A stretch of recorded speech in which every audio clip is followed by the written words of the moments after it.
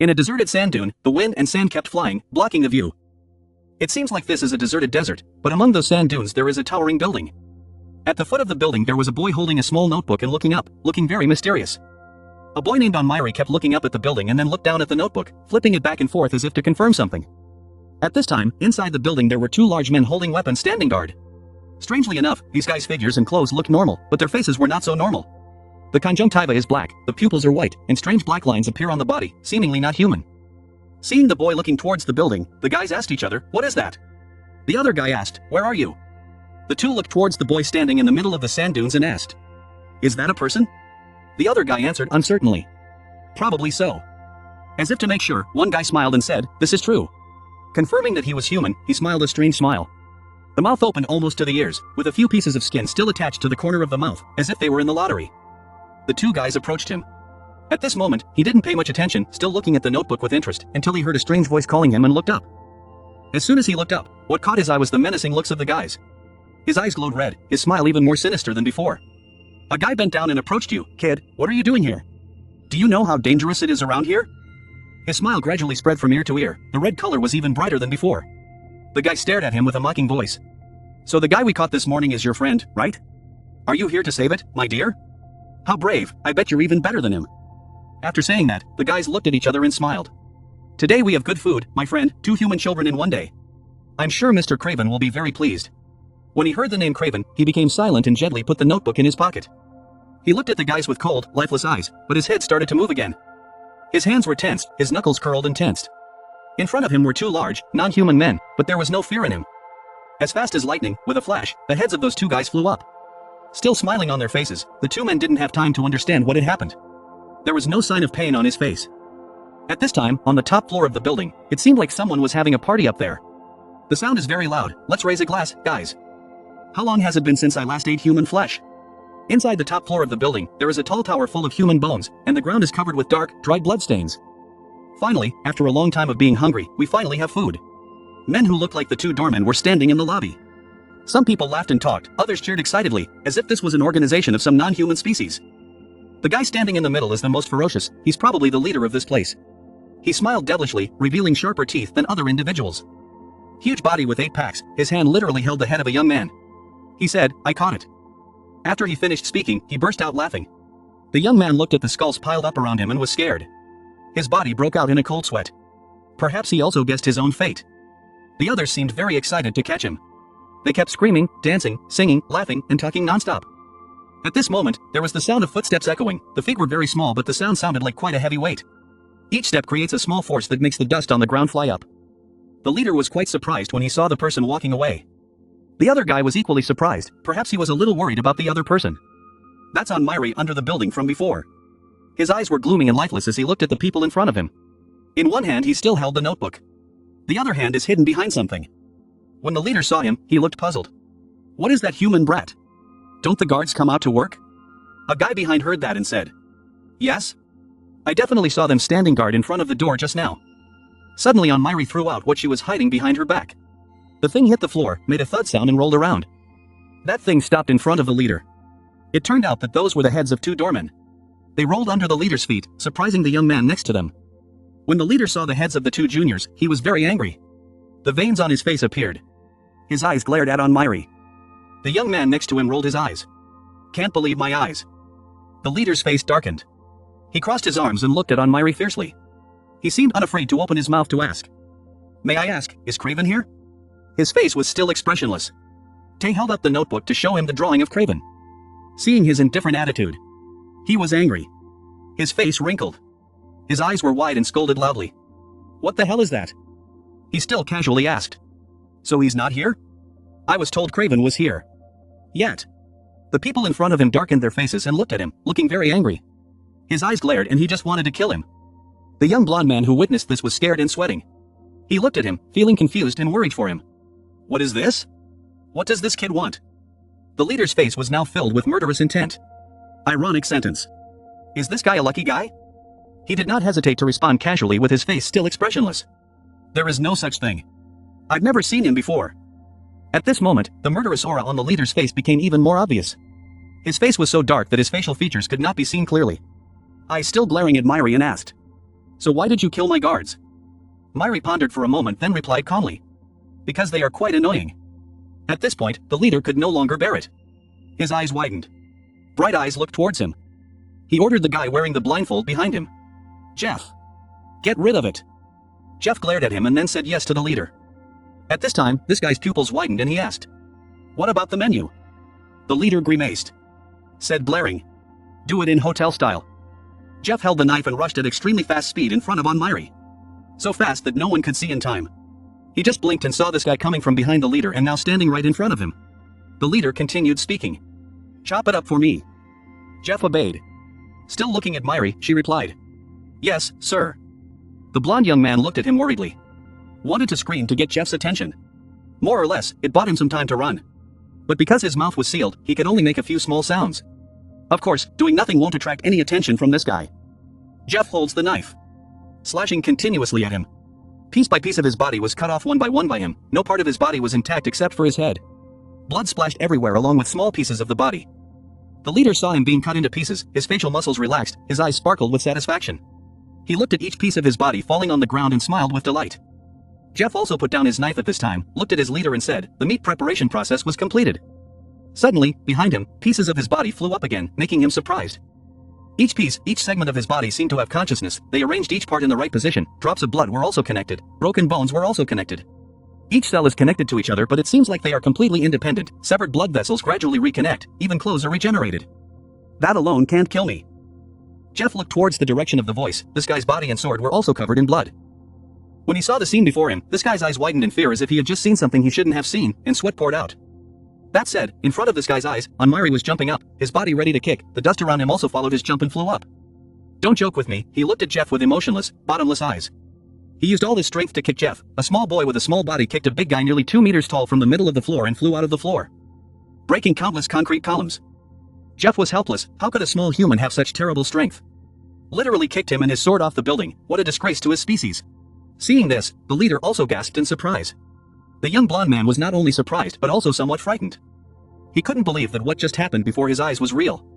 For a normal person like me, of course I can't understand what just happened. His body just reconnected itself. The leader was also stunned by his actions.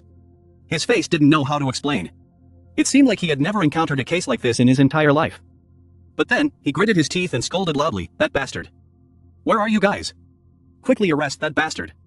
The surrounding guys listened to their leader's orders and rushed towards him, screaming loudly to show their aggression. It seems like it's using some trick to trick us. He lost his temper and yelled loudly, "You can't use the same trick twice. How dare you step into Z-human territory?" And then again, he pointed his finger at him, his face angry. Mouth opened wide, scolded, and even killed my best junior. "Where are you guys? Quickly avenge Jeff!" The juniors had angry faces, they screamed ferociously, and one by one they rushed towards him. At this time, he was still indifferent, his face did not change at all, his deep black eyes looked towards them. He slowly raised his hand as if preparing to throw something. He swung his fist on the floor, causing a few cracks to appear on the floor. Suddenly, countless bones shot up from the ground towards the Z-humans who were rushing towards him, making them surprised and unable to react. They stopped, looking at the bone emerging from the ground with curious eyes. Bone. Suddenly he bent down, reached for the bone and lifted it off the ground, making the leader look scared. He held the bone, swung his hand, and before the other man could dodge, his head was severed. Blood spurted from his neck in the direction the head had just fallen. When the other leader saw it, his eyes widened, his sweat poured out like a waterfall. He couldn't believe what had just happened right before his eyes. At this moment, he was standing in front of the body of the man who had just lost his head, turning his head to look at the men who were not afraid of death behind him, screaming and rushing up. Quick as lightning, he jumped up right behind him, still holding the bone, ready to slash. This guy suddenly didn't see him and was stunned, eyes wide open, mouth open, and there was a bit of fear in his eyes. He fell down with gravity, slashing his hand vertically towards him, cutting his body in half, blood gushing out from the bones like a waterfall to the ground. He stood looking at both sides of his body falling apart, lying in a pool of blood, seemingly feeling a bit bored. He tossed the bone in his hand aside, before the frightened and confused eyes of the Z-humans behind him. Suddenly his hand rose, his fingers curled. He decisively stabbed his hand straight into his waist, blood splattered everywhere. The scene was extremely strange. The blond young man saw that scene for the first time and was so surprised that he didn't blink. To the surprised looks of those watching, he did not seem to be in any pain. Cam pulled out a piece of intestine, and the part of his waist that had been stabbed earlier was naturally healed. He seemed to be playing a game, holding the intestines in his hand and swinging them around, as if pulling the intestines out himself was just a matter of changing his weapon from short range to long range. Wherever he swung his hand, the heads of the Z-humans fell, blood spraying all over the ground. He threw his intestines up into the air and then slammed them down. His body was smashed to pieces, body parts scattered everywhere, blood everywhere. The intestine was also punctured after the blow just now. He didn't seem to care much, just picked it up and glanced at the puncture site. He threw away the intestines in his hand, causing the Z-humans behind him to become more curious. Some of them started to get scared, not knowing what else he would take out next. He once again stabbed him in the stomach with his bare hand. Quick as lightning, he turned around and threw something at the heads of the remaining guys who were watching. So fast that the hole in his body didn't have time to close, and the guys standing couldn't dodge it either. They were thrown by him through their heads. He continued to put his hand in his stomach, his face still indifferent without any pain, as if he was just playing a game. He pulled out another piece of intestine. The pull was so strong that the surrounding air was drawn in the direction of his hand. He threw the intestines in his hand hard at the three guys in front of him. They had no time to dodge and could only receive the intestines he threw, causing their bodies to be cut in half. He still maintained his posture, indifferently looking towards them. The hole in his body also began to regenerate. Each blood vessel, each small cell was reconnected, replenished until the hole in his body disappeared, not even a scar. The remaining Z-humans stood gawking at him, making meaningless but noisy sounds. When he heard it, he turned his head and looked at them with gloomy eyes. It seemed that he was too depressed. He mentally cursed, "It's so annoying." Then he raised his hand. From his fingertips, each cell, each blood vessel stretched out and gathered. When a brain appeared in his hand, the cells and blood vessels returned to his finger. At this time, the Z-humans began to tremble in fear. They sweated, and made meaningless sounds. One guy had his brain thrown straight into his head and it was so crushed that he couldn't react in time, causing the other guy to cry in fear and cover his head with his hands. He continued to create a brain and threw it into the air. Used the bone as a bat, preparing as if playing baseball. He waved his hand and hit hard. The brain flew straight to the other man's head, causing him to fall to the ground and his head to be crushed. He continued to hit as if this were a baseball field and he just had to hit the ball. Each of his blows was an ill-fated Z-human. They had no time to do anything. They could only receive each of his blows, each brain rushing in, causing their heads to break. Countless times. The floor was full of their corpses. Blood soaked the ground red. He relaxed his hands and stood indifferently in the middle of a pool of blood. The leader saw his subordinates being killed by his hands and was so shocked that he couldn't close his mouth. He didn't know if this was an illusion or if it was the truth. The young blonde man was no different, from being worried about him to being surprised and then scared, not knowing if he was really human. The leader was sweating, glaring at him and scolding loudly. "What did you just do, you animal? What are you?" "I don't know," when you appeared right in front of him, making him stunned. The young blonde man also looked at him in fear and surprise. At this time, the leader looked down at little Myri in fear. He was sweating in fear. When did he get here? At this moment, he calmly raised his head and said, "Let me ask if he is Craven." The leader's face also began to become more gloomy at this time. He lowered his head to look towards him. "Why?" The stuttering words made Myri pay attention. "Why do you want to find Craven?" He was sweating and slowly asked him, his face gloomy but also a little scared. He was silent and thoughtful. His face seemed expressionless. After a while he spoke. "Someone told me. A Z-human like him can kill me." Hearing that, every vein and blood vessel on his face stood out. His angry eyes were dark and scary. "You bold bastard, who do you think you're grudging?" He was angry and raised the mace in his hand, intending to smash him. "If you want to die so much, let your father see you off for a while." Myri bowed his head, his eyes lifeless without any movement. If he were not Craven. Suddenly, something blue wrapped tightly around the leader, making it impossible for him to move. "Then don't get in my way." It turns out it's a blood vessel, emerging from the blood vessel in his hand. From here the fingers stretch out like strings. Each blood vessel seems small and surprisingly solid. The blood vessels wrapping around the leader's body began to shrink, tightening around him as if wanting to cut pieces of his body apart. Blood also leaked out at the place where he was squeezed. Every muscle in his body tried to fight against the blood vessels wrapping around his body. Finally, his body couldn't stand it anymore, so it exploded, pieces of flesh and blood flying out like a bomb. The young blonde man next to him was also so shaken that he couldn't sit still. The huge mace fell down with gravity. On the handle was still the severed arm of the leader. "What the hell is this?" The young man looked at him in surprise. His clothes were also stained with the leader's blood. How could he kill all the Z-humans in the blink of an eye? The scene now only left Myri and the young man. One stood and one knelt, surrounded by the corpses of hundreds of Z-humans he killed. Blood splattered all over the floor. At this time, the young man looked at him, saw that he was looking towards him with gloomy eyes, and cried out in fear a few times. He turned his head towards him, making him even more scared. His eyes opened wide to look at him. His mouth kept crying. He was sweating and shaking. Was he planning on killing him? Seeing that his thinking was a bit pessimistic, he immediately reassured himself, probably not. He reached out and pulled away the tape that was stuck to his mouth, causing him to startle and scream. "Wait. Do you know where Craven is?" Myri took the notebook and showed him the drawing of Craven that he had, making him momentarily confused. Only then did he confirm that he didn't want to kill him, so he breathed a sigh of relief. That guy, he turned his eyes to the mace on the ground. The guy he just killed over there was Craven. He awkwardly avoided his eyes, not knowing if he said that wrong, but he still sat still in front of him. He turned his head, turned his eyes towards him and looked expressionless. "So that's it?" At this moment, there was a trace of disappointment in his eyes. "So I failed again." He stood up and said, "I understand," then stepped forward, preparing to leave this evil place. This made the young man kneeling on the ground cry out in panic. Wait a minute." He turned his head to look at him with dark, lifeless eyes and asked, "What's going on?" Seeing his eyes, he was startled and scared. Then he bowed his head again and said, "It's okay, thank you for saving my life."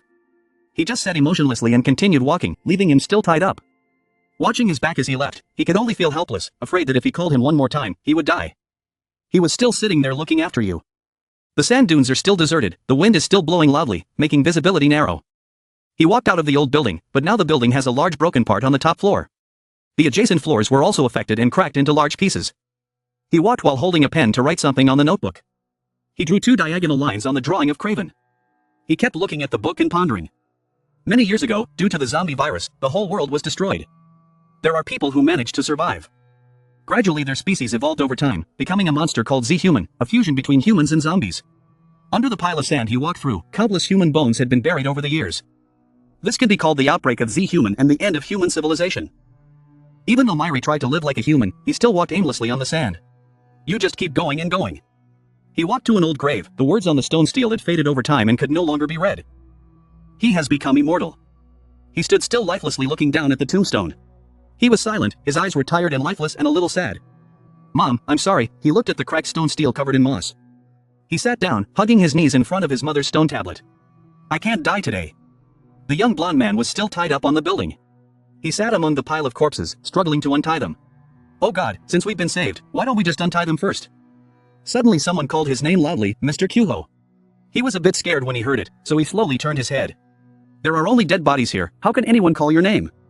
"Captain and Dango too, before your eyes are 2 friends who survived the zombie pandemic with you." They saw him sitting in the middle of the room. Surrounded by dead bodies, I was somewhat panicked. When Dango saw that he was tied up, he quickly ran to ask, "Are you okay, Kyuho? What happened? Why don't you respond on the radio?"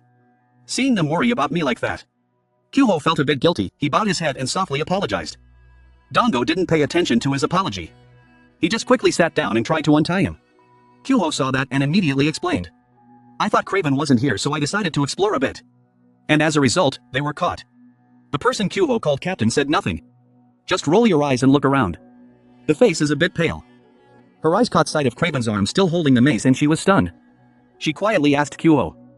Her voice stuttered slightly as she looked at the pile of Z-Human corpses scattered across the floor. "Did something happen here?" Kyuho immediately explained. Just then, a student appeared. When the captain heard that, she was also surprised. "What about students? You mean just one kid can kill all the Z-Humans by himself?" Kyuho quickly confirmed again. "I know it sounds a bit absurd but it's the truth. I don't understand why he suddenly appeared." And wiping out the whole place, the captain was surprised, pondered something and asked, "Do you know where he went?" At this time Kyuho thought, hesitated for a moment and then spoke. "I agree, I was about to ask when he was about to leave." He hesitated for a moment then continued. "But that's it." He remembered Myri's tired and expressionless eyes when he called him, making him shiver a bit. He shook his head as he spoke. I don't dare to ask anymore because I'm too scared." Dango saw him behaving like that and asked in confusion. "Scared, so he's a Z-Human?" "No, he's definitely human."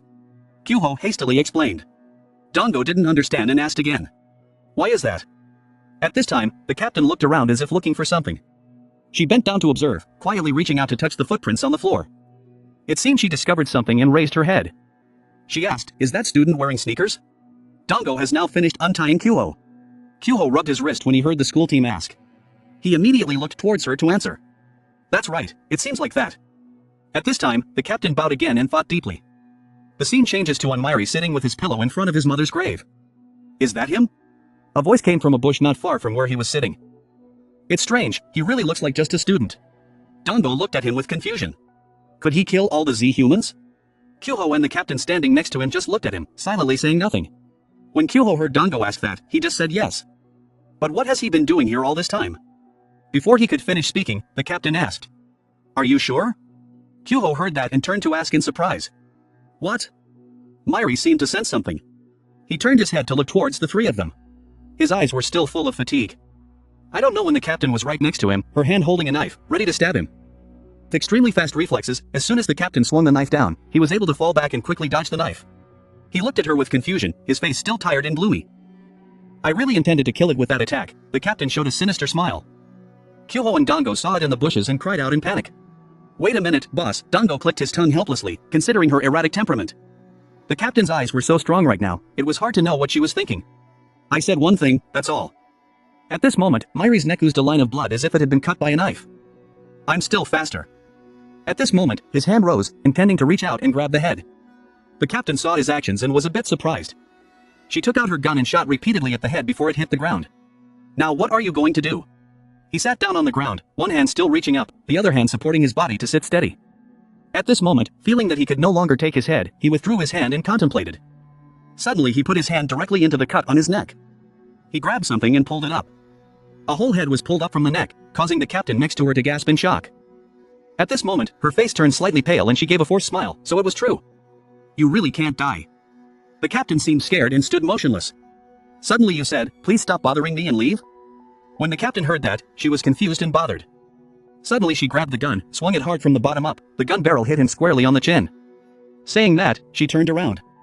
Then kicked him straight in the stomach. Due to lack of preparation, he was kicked hundreds of meters away. At this time, the captain ran in the direction he was thrown. Then he picked up the gun again, aimed and shot continuously at him. He is currently in a dilemma. The person was thrown before hitting the ground and there were dozens of bullets flying towards him. He just turned his head, looked boredly at the bullets, then reached out. Every blood vessel in his hand lengthened. Each bullet rushing towards him was blocked by blood vessels, falling one after another before the captain's surprised eyes. Seeing each small, long blood vessel blocking all the bullets flying at extremely fast speed, she was a bit surprised. What are these things? I've never seen anything like this before. Myri now stood before her, saying a sarcastic sentence. It's so mysterious, she frantically grasped the gun in her hand. The mind was still stiff and looked at him provocatively. He looked at her with gloomy eyes, stretched out his arm full of blood vessels and spoke. Because I'm really going to kill you too. She smirked sarcastically, thanking her for the compliment. Each of his blood vessels stretched out and gradually became sharp towards her back, making her a little scared. At this moment, she bowed her head and adjusted her hat to cover her eyes. So, he won. Suddenly he collected all his blood vessels, looking tired and frustrated. I don't understand why you're doing this, but please go away. I don't really like killing humans. As soon as he finished speaking, he suddenly blinked. The captain rushed away. She rushed towards Myri, surprising him. She stopped in front of him, holding the knife close to his neck while he stood still, his face expressionless. She suddenly laughed and asked, how long does it usually take for you to recover from your injuries? Myri looked at her with a puzzled expression and asked what she meant. The cut on your neck doesn't seem to have healed yet. It's true that the wound on Myri's neck hasn't healed yet. His face changed a bit. Surprised, he touched his neck with his hand and asked, what is this? The captain was still smiling, holding a knife and pointing it at him. His hand touched the cut on his neck that had not yet healed. He widened his eyes in surprise. Does it really not heal? He pondered. Just touch your neck a few times to confirm. This has never happened before. He turned his head to look at the captain and asked, Miss, what did you do? His hand kept touching his neck. The captain raised her hand to adjust her hat and said, sorry for the late introduction. I'm Lee Kyung. She took off her hat to reveal her beautiful and strong face. I'm the commander of the lethal squad. Would you like to join the squad? Lee Kyung asked on Myri's surprise. Before he could understand what was going on, she continued. You are a person with valuable talent. Are you immortal?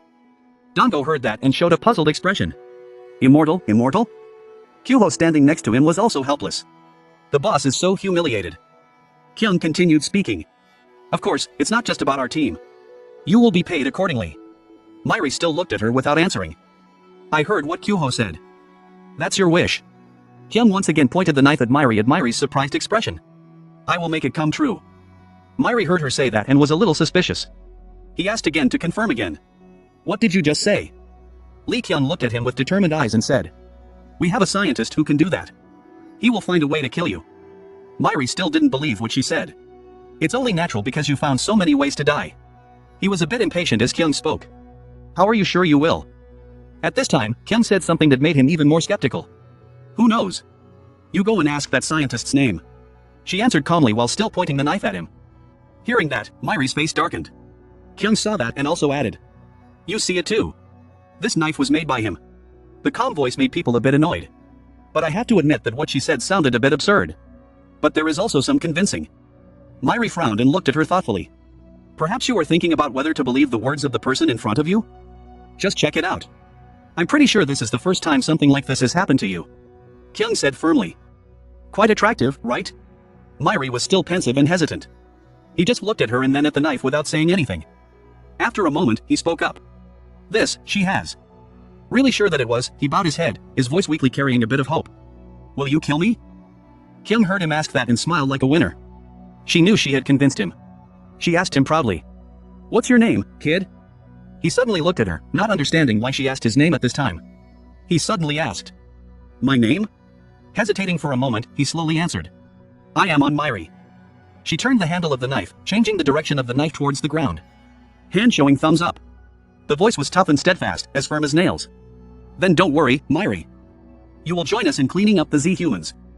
The day human civilization was restored, Kyung folded his arms, his appearance was tough and determined. "I will definitely kill you." A gentle breeze blew past where they were standing. Miri stood in front of her mother's grave listening to what Kyung was saying. There was something stirring in his heart that he couldn't differentiate. Maybe it's because he's lived alone and lonely for so long. Until then, hopefully we will be together. Isn't that right, Comrade Miri? Kyung stood with his arms crossed, his face smiling as he asked him. He still bowed his head, his hand on his chest, wondering what this fluctuating emotion was. Miri slowly raised her eyes to look at Kyung. He spoke slowly, his voice filled with hope. "Can you promise me?" Kyung looked at him and smiled, then nodded in agreement. "I promise." Miri looked at Kyung, he swallowed his saliva, his throat rolled up and down. "One day, I could die. When are you planning to come, Garam?" It seemed like this person was shouting impatiently. "Hey, wait, Miri, Kyung and Dango seem to have been waiting for a long time. It seems like there's something wrong on the other side." Garam's voice was interrupted and she seemed to be in a panic, the car's accelerator was broken. The voice was interrupted again, it seemed like Garam was having trouble with the car. After a while she said again, "But never mind, I'll be there soon." Hearing that, Lee Kyung smiled helplessly. "Okay, come quickly," but Miri next to her seems a bit impatient. Kyuho suddenly remembered something and turned to ask Dango. "Hey, does Garam have a driver's license yet?" Dango was a bit dumbfounded at this moment. He replied, "Apparently not." At this time on the trail leading to the forest, a car was coming quickly. Kyung quickly turned his attention to the car. She happily exclaimed, "She's here." Garam is now sitting in the driver's seat. Perhaps because she didn't know how to drive, she didn't know how to slow down. The car drove so fast that she was scared and lost her voice. The car was moving at full speed and suddenly braked right in front of everyone, causing the rear of the car to tilt up and then fall down. Everyone stood looking at the car without saying anything, as if they had predicted this would happen. Garam quickly opened the car door. She walked down with an urgent look and spoke quickly. "Sorry everyone, am I too late?" Lee Kyung walked over and patted Garam on the shoulder. "No, you've worked hard. Now get in the car, Miri." Garam heard her call a strange name and asked curiously, "Miri?" Only then did Garam see Miri standing in front of him. She immediately asked curiously, "Who is he?" Kyung turned around to explain. "He is a new member and will operate under Mrs. Garam's authority." Dango didn't say anything at this time, just quietly walked forward. Kyuho also walked away and turned his head to look at Miri. "So let's get in the car." Garam heard Kyung's words and his eyes lit up. Excitedly said, "Is it true? I finally have a junior." She turned to look at Miri with a bright expression, reaching out to shake his hand. "Hello, I'm Jean Garam." Miri didn't care much, he coldly walked past Garam and got into the car. "Oh Miri, please sit in the front seat." Garam looked at his back, the situation was a bit awkward. She no longer looked as excited and bright-eyed as before. The smile on her face also became forced. Is he shy or something? After everyone had settled down, Kyung started driving back to the Lethal Squad's residence. In the car, she told Miri that he would join the exploration team in Jinha. Currently, Jinha is occupied by Redzin. He wondered again, what is Redzin? Kyuho was a bit surprised because he didn't understand. Have you never heard of the Redzins? It seemed like he had been living separate from the world for a while, so he was so ignorant about those things. But then she patiently explained, Redzin is one of the few Z-humans, individuals who are stronger and more unpredictable. They can conquer many cities today. Kyung said while driving, our primary goal is to destroy the Redzins. But to do that, we must first determine the location of their leader. Dango sat in the back and excitedly added, so we'll go explore Kraven's territory. Kyuho next to him also explained further, that guy was also a member of the Redzin Guild. Miri looked at them and said yes to answer, but it seemed like he didn't care much, making Dango and Kyuho feel disappointed. He has no interest in us at all. Kyung didn't care much about their business, just quietly continued, in Jinha there is a guy who is the guardian of the Redzins. He is one of the leaders, so he will know some information about the leader's location. So I want you to be Ms. Garam's partner in the process of finding traces of the leader. Kraven only leads a small group, but one guardian rules an entire city. If there was a competition between Kraven and that guardian, it would be like a mouse writhing in protest against a tiger slowly enjoying its food. To be honest, it would be better to go together, but Kyung scratched his head awkwardly, we have to check other places too. So we have arrived in Jinha. Garam and Miri got out of the car, he still had the same indifferent expression as usual, but Garam seemed very tense. Behind him was Lee Kyung watching them. From here it's better to walk than to use a car, Lee Kyung said, the area is quite rough. Ms. Garam will explain to you the details of the job and all. I'm good, Kyung said, then got back in the car and drove away. When the car was far away, Garam turned around and looked at Miri with a face full of determination. Okay, this is my first mission. I'm so worried, but I'm a superior now. We must set an example for our juniors. Thinking about it, she carried her big backpack and ran towards Jinha City. Don't forget to tell you, okay, follow me. Right before the entrance to the city, the scene here is as desolate as if it had been abandoned for dozens or hundreds of years. It's okay, we've entered this place safely. At this moment Garam suddenly became tense, now heading towards the city. It's really unbearable stress. She sat and hid behind a heavily damaged car before Myri's puzzled eyes. She nervously flipped through the book and quickly searched. This city is a gathering place for many different species. Here we can face many other creatures. In the notebook is a small map marked with zombie gathering places. This is no ordinary city. Here, the animals will also appear. Garam looked at the notebook. In her mind, all kinds and types of zombies appeared in her mind that they might encounter. We just don't know when we will encounter them. She secretly turned her head to look behind. Myri still calmly stood looking at her helplessly. Her eyes became more determined. It is necessary to increase vigilance. Right now, somewhere above, a pair of eyes is watching their every move and action. Are they okay? Kyoho asked curiously, wouldn't it be better if we went together? I don't think it's a good idea to let them go alone. Dango next to him was equally curious. He looked at the two of them thoughtfully. Li Kyung held binoculars and quietly observed. She heard what Kyoho said and reassured him. It's okay. Myri is here so things won't get too serious. She reassured him and explained. Besides, I need to check on a few things too. I want to see, she said, staring at Myri. Will he obey my orders or not? He is an ambitious person but... Kyung slowly lowered his binoculars to reveal his seemingly determined eyes. Right now I still don't know that kid's intentions. So I want to test whether we can trust him in the future or not. Three people sat on a nearby high cliff quietly observing Myri and Garam. Just observe a little more first. Kyoho looked at Captain Kyung thoughtfully, perhaps understanding some of her intentions. At this time, below, Garam saw Myri still standing still looking at him and was surprised. Hey, why are you still there? Come here and hide quickly, will you? She urgently called out to him, but Myri calmly stood still and asked why, making her cry out helplessly. Really? How can you ask like that? Garam impatiently stood up to question him, they could appear at any time. As soon as he finished speaking, two Z animals appeared. They talked to each other as they walked, perhaps not discovering them yet. One guy asked, really bro? The other guy replied, really bro. Garam heard their voices and panicked. She sat down and hid behind the car, so scared that her face turned pale. Death, here they come. Why so early? She was scared and started thinking random things. Is that a tiger or something? A tiger and a lion talked to each other. The tiger turned to ask the lion. So is Craven really dead?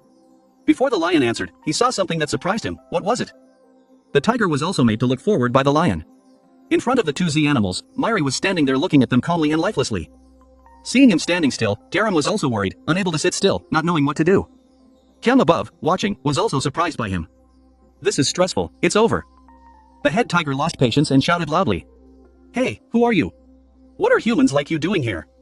Faced with his question, Myri remained silent and did not move. Is he crazy? Garam looked at him scared and worried. Even without being told, you still know the way to escape, right? That's obvious. Let me ask. Myri looked at her, pointing towards the Z animals and asked. I just have to kill them all, right? Garam heard it and cried out in panic. Wait, but not in time. He ran off somewhere, so fast that she couldn't see him. I can only see a little afterimage left behind and covered with flying dust. Each blood vessel on his fingers lengthened again, this time thicker than the last. He was now in the air, creating a giant brain from the expanding blood vessels in his hand. The brain is like a big black cloud. Lightning formed around it, causing all the attention of the Z animals to focus on him. What is that? He waved his hand and threw it down. The giant brain and lightning bolts also fell straight onto the heads of the Z animals. Nearly all Z animals are crushed under their brains. A few standing outside were also left unable to stand by the aftershocks of the impact and thunder. The aftershock of the impact was thrown hundreds of meters away, creating a small earthquake. Damaged roads and houses have now been damaged by aftershocks, causing many to collapse. Garam hid behind the car next to him, which was also thrown up by the aftershock. She screamed, not understanding what was happening. What was that just now? Myri has special abilities? She was extremely shocked when she saw what happened before her. I thought he was just a normal person. No, I was wrong. Or rather, he is indescribably strong. They couldn't believe what had just happened before their eyes. A cat zombie asked tremblingly. Hey bro, name, what's that name? The bunny zombie was also skeptical. Is it really human? Suddenly Myri rushed towards them as fast as lightning. The blood vessels in his hand lengthened again. He put his hands behind him in a defensive stance to the surprise of the Z animals. He waved his hand. The blood vessels in his hand cut all the Z animals in half. Even the car that Garam was hiding in was interrupted by him, causing her to hold her head in fear and scream. He continued to put his hand back. Create another giant brain and throw it towards the building in front of you, causing it to collapse. He quickly turned back. Continue to create many other giant brains and throw them at the buildings where the Z animals are hiding. The streets were devastated and he devastated them. The three people Kyung, Kyo and Dongo above saw it and were speechless in shock. Kyo exclaimed. "Hey boss, what's going on over there?" Kyung stammered in response. It's extraordinary." Kyung couldn't believe his eyes. "I didn't expect things could turn out like this." At this time, in the distance, several Z animals saw the buildings being destroyed by the giant brain and were surprised and curious. "Don't know what's going on." Two guys sitting in an old car asked each other. "What is that? What's going on over there?" The Z animals ran closer and saw a few Z animals escaping. They immediately stopped and asked, "Hey, what's going on?" Those who escaped continued to run. They ran and called their fellow humans to run away, making the Z animals running back unable to understand anything. "Run what?" At this time, the leader saw Myri punching the ground and asked curiously, "What's that name?" Before he could answer his question, he and his companions behind him were thrown up. Myri punched the ground with her fist then rushed towards them, throwing rocks and dirt flying up along with the Z animals. At this time, behind Garam, there were also a few guys running up. "Looks like they are people." When Garam heard them, he was startled and scared. "Oh my god," she turned around. His face looked helpless. "If you're already fighting, then I probably have to join in too. This is this person. This is all because of you, right?" A Z animal rushed to question her. "Why can humans do that?" Garam quickly flipped through the book in his hand. "It's really difficult to face a situation like this." She knelt on the ground, flipping through the book as if performing some magic. Each letter in the book flew up and turned blue. Letters flew around her body. A mark appeared on her forehead. The face also becomes more determined. Activate knowledge transmission capacity. Boxing. She rushed towards the Z animals. Wriggle through each name. Every guy she passed by received a punch that was so painful that his internal organs were crushed. Myri was now flying and jumping on each car roof. He rushed so fast that he could only hear the sound of his feet colliding with metal but couldn't see him. He appeared above the three Z animals, making them surprised and unable to react. A guy saw him and immediately wanted to run away. He jumped down and kicked. The heads of all three men flew off their necks. He landed on the ground in front of the corpses of the Z animals. Swing his leg and kick again. The ground cracked and lifted up. Those lying on the ground and those still running were thrown into the air dozens of meters away. He continued to rush forward quickly. Every place he passed was broken. No Z animal can hide. After finishing his work, he quickly rushed back behind Garam. At this time, her clothes were covered in mud and Z animal's blood. She panted tiredly. "Turn your head to call him." "Hey, slow down a bit. Are you planning on destroying the whole city like that?" Garam asked him angrily. "Now more and more zombies will come here." In front of her was a still alive Z animal lying on the ground in fear. Myri just looked at her silently without saying anything. He didn't care what Garam said. Pick up a bone and go to where the Z animal is still alive. His cold, gloomy face scared him. He looked at him crying and retreating in fear. Trying to avoid his eyes. He let out meaningless cries as if he was begging him. "What's wrong with this guy?" You looked at him confused. "He can't speak normally." Garam heard that and asked again. "What? You can still say that." After killing all of them, she gasped and tried to regain her strength. The voice was slightly interrupted. "Well, obviously it's just a name. Just low-level zombies." Myri looked at her with curiosity. Low-level? He remembered when his mother was turned into a zombie and said nonsense to him. Her face was streaked with tears. He didn't understand and just hugged her and called Mom. He frowned at the Z animal in front of him. "Go away. I don't know what you were thinking, letting him go like that." It seemed he was also surprised by your words. Seeing that he was still curious and refused to leave, he continued. "Leave here quickly." Hearing that guy started running as fast as he could. "It's so far away from there." Garam was also surprised by his actions. She asked curiously. "What's up? Why did you let it go?" "There are humans, capture them." Garam once again activated his ability. She cried out angrily. "Please, don't come again." Myri behind her still slowly turned around. The battle continued. Don't know how much time passed. Just remember when they started the fight it was still morning. By the time it ended, the sun had set. Garam panted tiredly. Myri looked at the pile of corpses in front of her. Calmly asked a question. "In this pile, where is the guardian?" Making Garam a bit angry. "What are you talking about?" She raised her hand to wipe the dirt on her face. "Don't want to pay attention to this weird guy. I think the guardian must have died a long time ago." Although he said that, Garam thought in his heart. In fact, why doesn't the guardian show up? Is this not enough to provoke him? Garam looked around searching. Or is he already dead around here? The more you think, the more confused you become. She decided not to think anymore. Sigh. I don't know anymore. Now just hide for a while. When Myri heard that, she wondered. Why do we have to hide? Hearing that, Garam was helpless to explain. Why? What if those zombies come again? Myri replied calmly. Then we'll just kill them all. Although I don't see any names that seem to be guardians. Garam was angry. Three parts looked helplessly at him as he spoke. Hey, I'm here to probe for information. Not to genocide the whole city. Myri continued to speak calmly. But we can do both at the same time. Those words made Garam confused. What? Garam looked at him thoughtfully. After a while she angrily questioned him. Listen, I know you're strong. But I can't fight all day. You're so strong that you don't have to worry about life or death. Garam leaned close to his face and scolded him. But I'm not that strong. I might die. Myri bowed his head, he pondered for a moment then spoke. So it's no big deal. It doesn't matter whether she lives or dies. He calmly looked at her and said. We just need to complete the mission. When Garam heard that, he was angry. I don't understand what was going through his mind that he could say something like that. Myri stopped talking. It doesn't matter whether she lives or dies. We just need to complete the mission. The words hit Garam's psychology. She looked at Myri both bewildered and scared. She told Myri. Are you really serious? Don't you care at all about life and death? On this side, Lee Kyung was observing outside through her headset and heard two people talking. Myri's voice echoed. Yeah, I don't really care about that. Every word Myri uttered made him think. Meanwhile, Myri and Garam are still arguing. Garam seemed angry, she clenched her fists and shouted. Hey, what nonsense are you talking about? She approached Myri. Pointing to his chest, he continued. Our purpose in doing this is to save the lives that still exist, including our own. No matter how urgent the task was, it was not worth sacrificing one's life for. To put it bluntly, I want you to stop being so reckless. Garam said a bunch of things but Myri didn't speak or show any attitude. He just looked at Garam very thoughtfully, making her wonder more. Myri finally opened her mouth. I'm not like that. Garam was surprised. But before Myri could understand what she meant, someone cried out. A foot kicked hard on the road surface. The seventh guardian appears. He raised his face and asked. What's going on here? The appearance of the seventh guardian suddenly made Myri and Garam think. There is the blade of the knife brushing all over his body and still. Lion mask on the back. That's it. The exploration team, still outside using binoculars, seemed surprised. Garam was not yet frightened, she looked towards the seventh guardian who was standing, gritting his teeth, thinking. Why now? I don't have enough strength to fight anymore. And even if we actually fight, can we win? Craven stood there tall with his companions.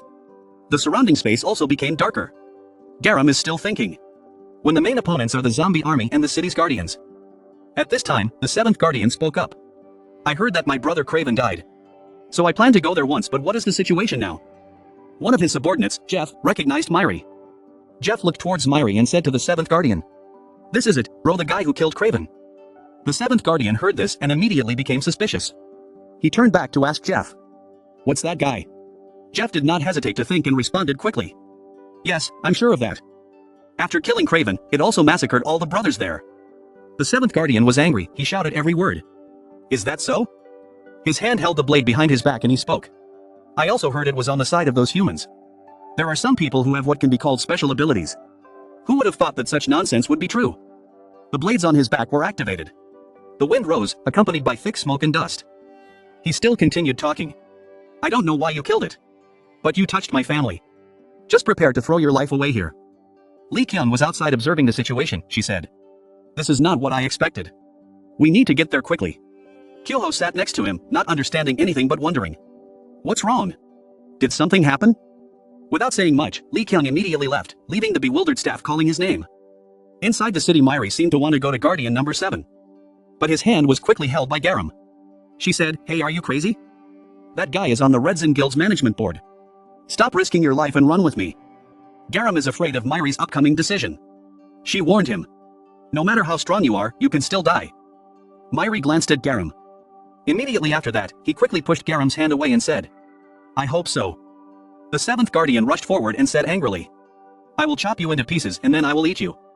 Myri still stood there calmly without any fear. Garam next to him was worried and advised Myri to run away. The two sides rushed to fight. Face to face. Myri and Guardian number 7 both launched their moves. Myri initially defeated the subordinates of Guardian number 7. The zombies' limbs were all cut into many pieces. Guardian number 7 watched his subordinates die one after another and could only gasp. Jeff looked at his guardian. The whole person was now cut in half, floating in the air, calling out, Brother, brother. The guardian was extremely angry at this point, he screamed. That bastard. How dare you? Massacre my family right before my eyes. Myri stood in the middle of a pile of corpses and blood. Behind him the Guardian rushed forward. Myri looked around at him without fear. The Guardian said, "What are you going to do now? If I just pass by you, my blade will tear you apart. You can't even catch up with me. Now I'm going to start cutting you up. It's all your fault." Myri's body felt like it was being torn apart. Myri remembered what Garam said. No matter how strong you are, you can still die. His expressionless face was surrounded by the Guardian's attacks. Myri's body soon broke into pieces. Garam was scared and raised his hand to cover his mouth, his eyes looking at his friend who was broken into pieces filled with panic. The Guardian thought he had defeated Myri and was immediately pleased. "You deserve it, you little brat." But without giving him a chance to be arrogant for long, Myri appeared and counterattacked. He hit the Guardian once, sending him flying back. The Guardian was now full of doubt and wondered how Myri could do that. There must be something a little wrong. "I didn't miss when I slashed." A voice rang out. "I know right away." The voice made the Guardian bewildered. "I'm not dead yet." A mysterious body appeared. Huge, covering the Guardian. He looked for a moment. He was so scared that he wanted to turn to stone. Then he ran away. His legs trembled with doubt. What? What the hell was that just now? Why? I feel so scared again. Garam also didn't understand what was going on. She wondered. What's going on? The Guardian still hasn't given up. He ran around Myri again, while teasing and provoking him. "You're just human. You won't be able to keep up with my speed." Surrounding Myri was dust. "You will regret ever touching my family. I won't let you escape." Myri's expression in that circle remained unchanged. Myri's eyes turned cold. He nonchalantly asked the Guardian again. "Family?" The Guardian saw that the situation was not positive and immediately thought, "I can't win. That name? It is something completely different. I have to immediately notify the leader and summon all the other managers." He created a circle to hold Myri's feet and fled. But how could Myri let him escape so easily? He escaped the vortex. Fly up right behind the Guardian. A punch was thrown and hit the Guardian. Once resolved, Myri gently landed. He remembered what the Guardian said and told himself and his family. "I used to have something like that too." His arm stretched out like a sharp sword, stabbing straight into the Guardian's chest. Myri remembered the image just before. At the dinner table, his mother kindly asked him, "Was today's meal delicious?" He also happily replied, "Yes, it's delicious." Mother smiled kindly and looked back affectionately. But his mother quickly turned into a corpse. And Myri was the one who killed her mother herself. He was immersed in thought again. "You are the only family I have as a mother." In reality, the Guardian seems to have been defeated. He still had the strength to scold Myri. "You son of a bitch, do you think the other managers will forgive you, brat?" Myri didn't really care, so he just said, "Don't blame me for everything. I do this just for my family." As he spoke, he finished off the Guardian.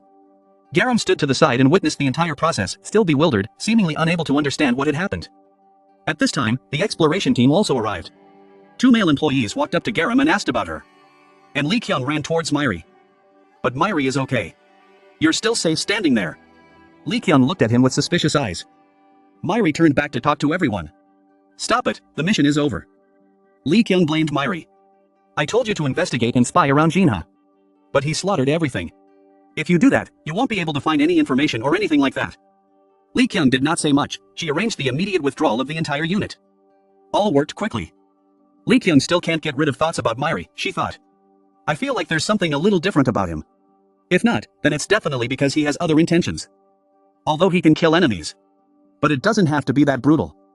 If you're still human, show some humanity. Even those Z-humans just now look pitiful. Oh my god. Maybe I went a little overboard.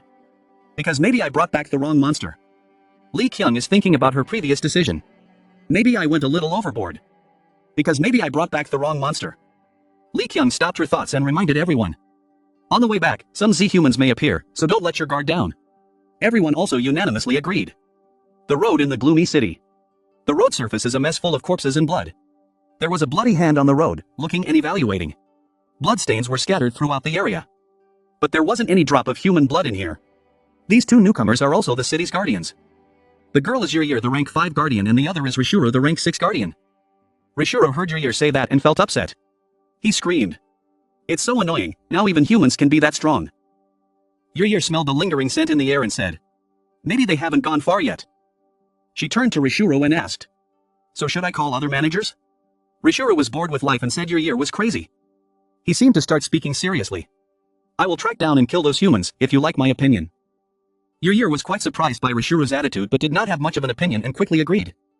The two of them quickly went searching. Rishuru did not forget to give instructions. They must be eliminated quickly before the management board learns about this case.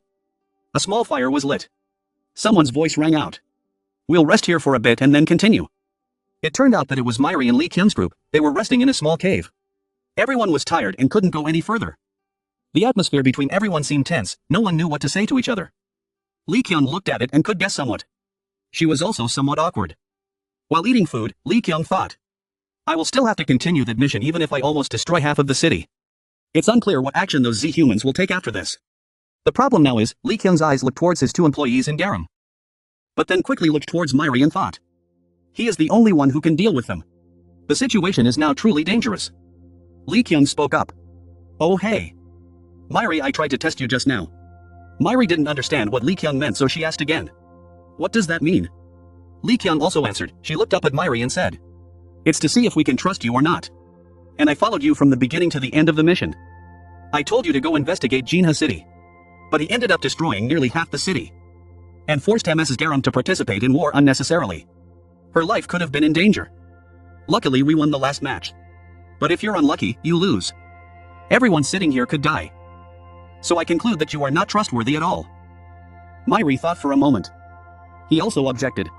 Didn't you tell me we needed to clean up the Redzen plan? I did what you wanted. Lee Kyung reached into his back pocket to get something to act and speak at the same time. That's right, I said that. She pulled out a knife and held it firmly in her hand. Lee Kyung continued talking. But I also said to investigate. Not destroying the city. And I have also emphasized that I want to restore human civilization. She plunged the knife in her hand into her seat, her face still cold and expressionless. If we keep doing what you do, even humanity will be destroyed. Based on the foundation of human society, then what you do will put an end to that society. Lee Kyung held the knife towards Myri and told him. Myri, I brought you here because I need your help to restore society. And you will have to obey my orders because you need me to help you die. But your reckless actions will endanger all of us. You want to die, right? Then do what I say. Lee Kyung's face now became serious. What she just said made everyone around her stunned for a moment. Myri finally agreed to compromise, he said. All right. Receiving the answer, Lee Kyung also pulled the knife back to himself and did not forget to reaffirm Myri. So that's it. Having talked clearly with Myri, Lee Kyung was somewhat less worried. She continued to eat food and thought that maybe everything was okay like this. Anyway, the biggest problem here is that he destroyed the city and also killed the Guardian, one of their management council. This is like we are declaring war on them. Surely the other managers would have started to act by now. Footsteps are running quickly. The two guardians of the city, Yer and Rishuru. The two of them quickly found the cave where Myri and Lee Kyung's group were resting. Standing in front of the cave entrance, Rishuru asked Yer, are you sure they are inside? Yer also confirmed, sure, I can smell them coming from in there. Rishuru said triumphantly, so I found you, you damn brats. The two of them headed towards the cave entrance. Arriving in front of the cave, Rishuru couldn't help but scream loudly. Hey, you bastards, pay the price for what you've done. But all he got in response was silence. The cave was long gone, leaving only a flickering fire. Rishuru put his hand on his face and said dejectedly, he was deceived. Yer analyzed everything, they erased the smell of blood with food. Now it's a bit difficult to find them. These guys are quite smart. Rishuru next to him felt that there was no way he could find Myri in the group anymore and could only complain. There's no way. Rishuru saw that things were not okay and said, I tried to handle this smoothly, but now I have to call and let them know. The situation is different now. Some human names. What a disgusting bunch. In Busan City. On the road, traffic is moving busily. In his car, Lee Kyung was concentrating on driving while Myri was sitting next to her with her hand on the car door, looking thoughtful. In front of them was a group of people carrying things on their shoulders and taking difficult steps to cross the street. Meanwhile, there was another group of people standing around shouting and giving orders. In the car, Lee Kyung asked Myri, have you ever been to Busan, Myri? This used to be a beautiful city and now everything has changed. Now people have to be slaves and serve others or they will die. These are the only two options for them. It's quite difficult for humans to survive here. Myri looked at the scene outside the car and at Lee Kyung's words, her expression became even more pensive. Outside, two people shouted, one of them said. Oh hey, why don't you take that car back? The other person answered. Catch what? Look at the license plate? That's just a slave's car. They have to transport furniture and things. Stop standing there dumbfounded. Pay attention to those carrying loads. The other person remembered what needed to be done, so he didn't say much about the car. Myri and Lee Kyung's group car has arrived. Everyone got out of the car and followed Lee Kyung. Lee Kyung led everyone away. This seems to be a street in a sewer that smells unpleasant. She told everyone. It's a bit shabby, but I can't help it. This is the only way to our headquarters. The group walked for a while and then got out of the sewer, Lee Kyung said. We've arrived. This is the headquarters of the Lethal Squad. I also want to take you sightseeing. But me. Before Lee Kyung finished speaking, someone spoke up. Oh my gosh, these people are here. Commander Cheon Nuri pointed at Lee Kyung and shouted angrily. Lee Kyung, what the hell did you do? Security in the city has now been tightened. I thought you were going to investigate. What are you doing here? Faced with Cheon Nuri's tons of questions, Lee Kyung just laughed and answered vaguely. Ah, that, I'll tell you later. Nuri didn't seem to want to forgive her, so he continued to ask again. Why not now? Lee Kyung said, first of all, I have something to do. Seeing her seriousness, Nuri wondered. Lee Kyung called Myri, can you come here for a moment, Myri? Myri walked back to Lee Kyung. Myri's appearance made Nuri wonder, why did she suddenly do something like that? Who is that guy? Kyoho stood next to him and was about to say Cheon Nuri, ah that boy. Lee Kyung talked to Myri, in the future I will have to confront the management board. I don't know how many there are or what their abilities are. But there's one thing I know for sure, the guardian you killed was just the weakest among the administrators. Now attack me. And don't hold back this time, I'm serious. Lee Kyung's words also made Myri confused. He stood dumbfounded for a moment, then asked her again, is this an order?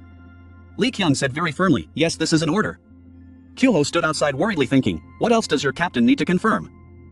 Kyoho remembered back in the cave, oh yeah, they had fought each other before. It's just that the boss didn't use his special ability at that time. Do you want to test Myri with her superpowers? So you're trying to see if you can beat him or not? Lee Kyung thought, Myri is very strong. And from now on he will participate in the upcoming campaign. So what we need here is assurance. To make sure Myri can defeat the management board. Myri and Lee Kyung both prepared to fight. Both launched their first moves. Lee Kyung said to himself very seriously, let's fight. Kyoho was watching outside, looking worried. He thought, Captain, Myri is the strongest among us. And he also possesses a rare and special superpower of a completely different level, Silver 5. Those who possess this superpower are often stronger than or equal to the members of the management board. He is the only Silver 5 bearer in my team. It turns out that both Garam and I possess superpowers. But the captain is still the strongest person in this squad ever. Because she not only possesses countless fighting techniques and extensive combat experience, but also possesses superpowers. Lee Kyung was not afraid but calmly activated the ability of Absolute Vision. She dodged Myri's first attack. It made Myri quite surprised. Lee Kyung told Myri that I can predict the opponent's movements with Absolute Vision. Now Lee Kyung not only dodged her but also counterattacked. Each move hit Myri in the chin. Next is the abdomen. Myri was hit by Lee Kyung and flew away. But Myri did not fall and regained her balance. From the outside, Kyoho looked at the two fighting and evaluated Myri. In order to defeat the captain, he must become the most superior existence of humanity. Myri was thinking, it seemed he discovered something. Lee Kyung took off his hat and said to Myri, now it's time to fight for real. Myri also no longer attacked with his fists, he used his own moves. He swung the bones from his hand towards her. Lee Kyung put his hat back on and looked at Myri, thinking, this time using bones and muscles, he constantly changed his fighting methods with quite a variety of attacks. She used Absolute Vision to look at Myri. With Absolute Vision, Lee Kyung could see that there were a total of 9 segments rushing towards him at an average speed of 70 kilometers per hour.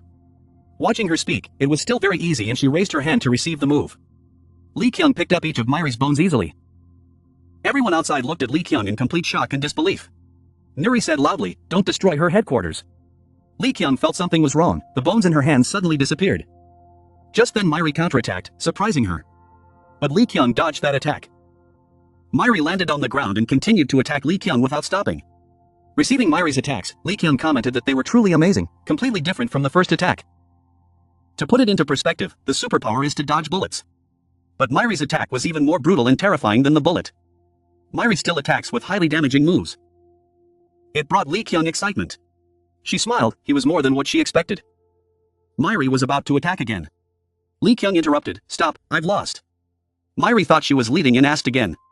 Really, Lee Kyung is sure. Yes, that's enough. Even though Myri didn't understand anything, she didn't ask much. The fight between the two combined with the brief conversation made those outside completely unable to understand what Lee Kyung was thinking. Garam looked at the battle with his mouth open and thought. The captain can only dodge but cannot counterattack at all. Truly a satisfying battle. Myri is truly extremely strong. A new hope has appeared. Maybe we can overthrow the management board. And restoring a new society and world is no longer impossible. Because now we have. Lee Kyung didn't waste time as she walked towards Nuri and spoke. Then start preparing. In contrast to her very busy boss, her employees are curious. What for, boss? After the battle with Lee Kyung, Myri fell into contemplation. He looked at his hand. Looked at Lee Kyung and thought. I couldn't hit a single shot. And Lee Kyung is talking to Nuri. Nuri, can I meet you alone for a moment? Lee Kyung and Nuri went to another place.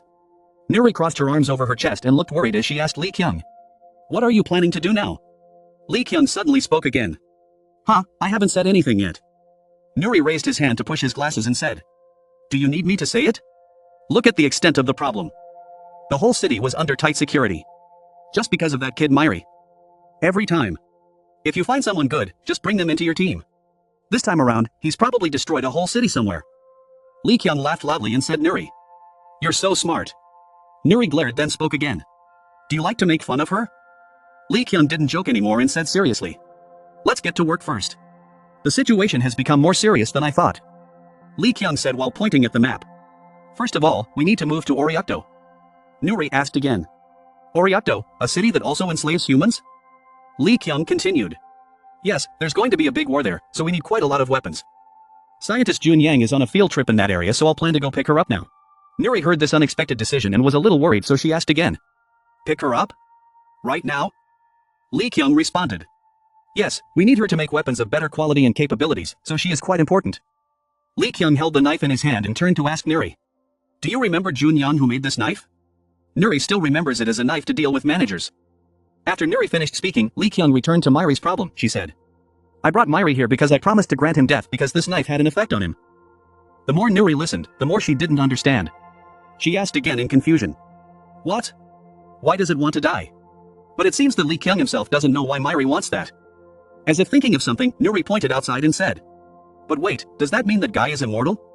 Lee Kyung was not too surprised because she had been surprised before. When she learned about this, she had the same reaction as Nuri.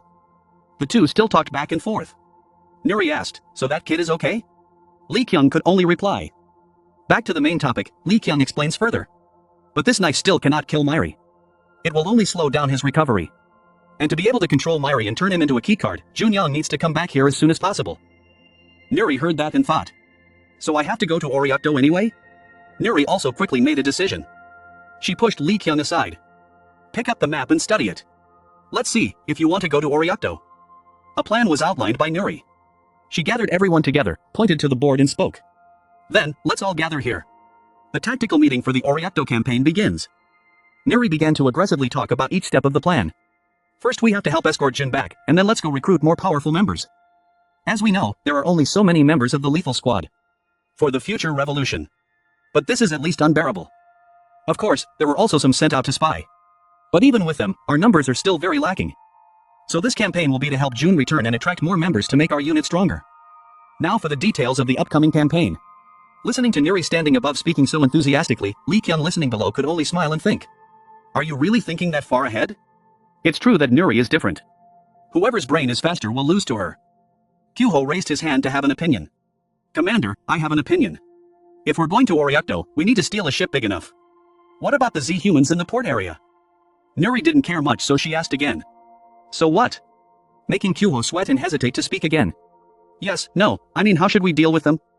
Nuri replied. I don't think the problem is their numbers. You also have to know what is best to do. Kyuho didn't ask anything more. One morning at the harbor. Myri jumped down and landed lightly. Through the headphones there was a voice. Myri, can you hear me clearly? Myri also responded. Yes. The sound in the headset continued to echo. There are many Z-humans in the surrounding areas. Try to hide as much as possible. Lee Kyung stood in a commanding corner. We should also run away and find a boat. Everyone please take care and don't let anything happen. Meanwhile, in the urban area of Busan City, Redzin Association, the meeting between 7 members of the management board was completed. Rishuro said seriously, the humans destroyed Jinha City. At the same time, we also killed the 7th Guardian. We of course tracked them down but were unable to locate them. Rank 4 Guardian Nadef replied, humans, so you mean all of this is due to humans? The rank 5 Guardian of Year also spoke up. They were definitely human because their smell was very similar to human smell.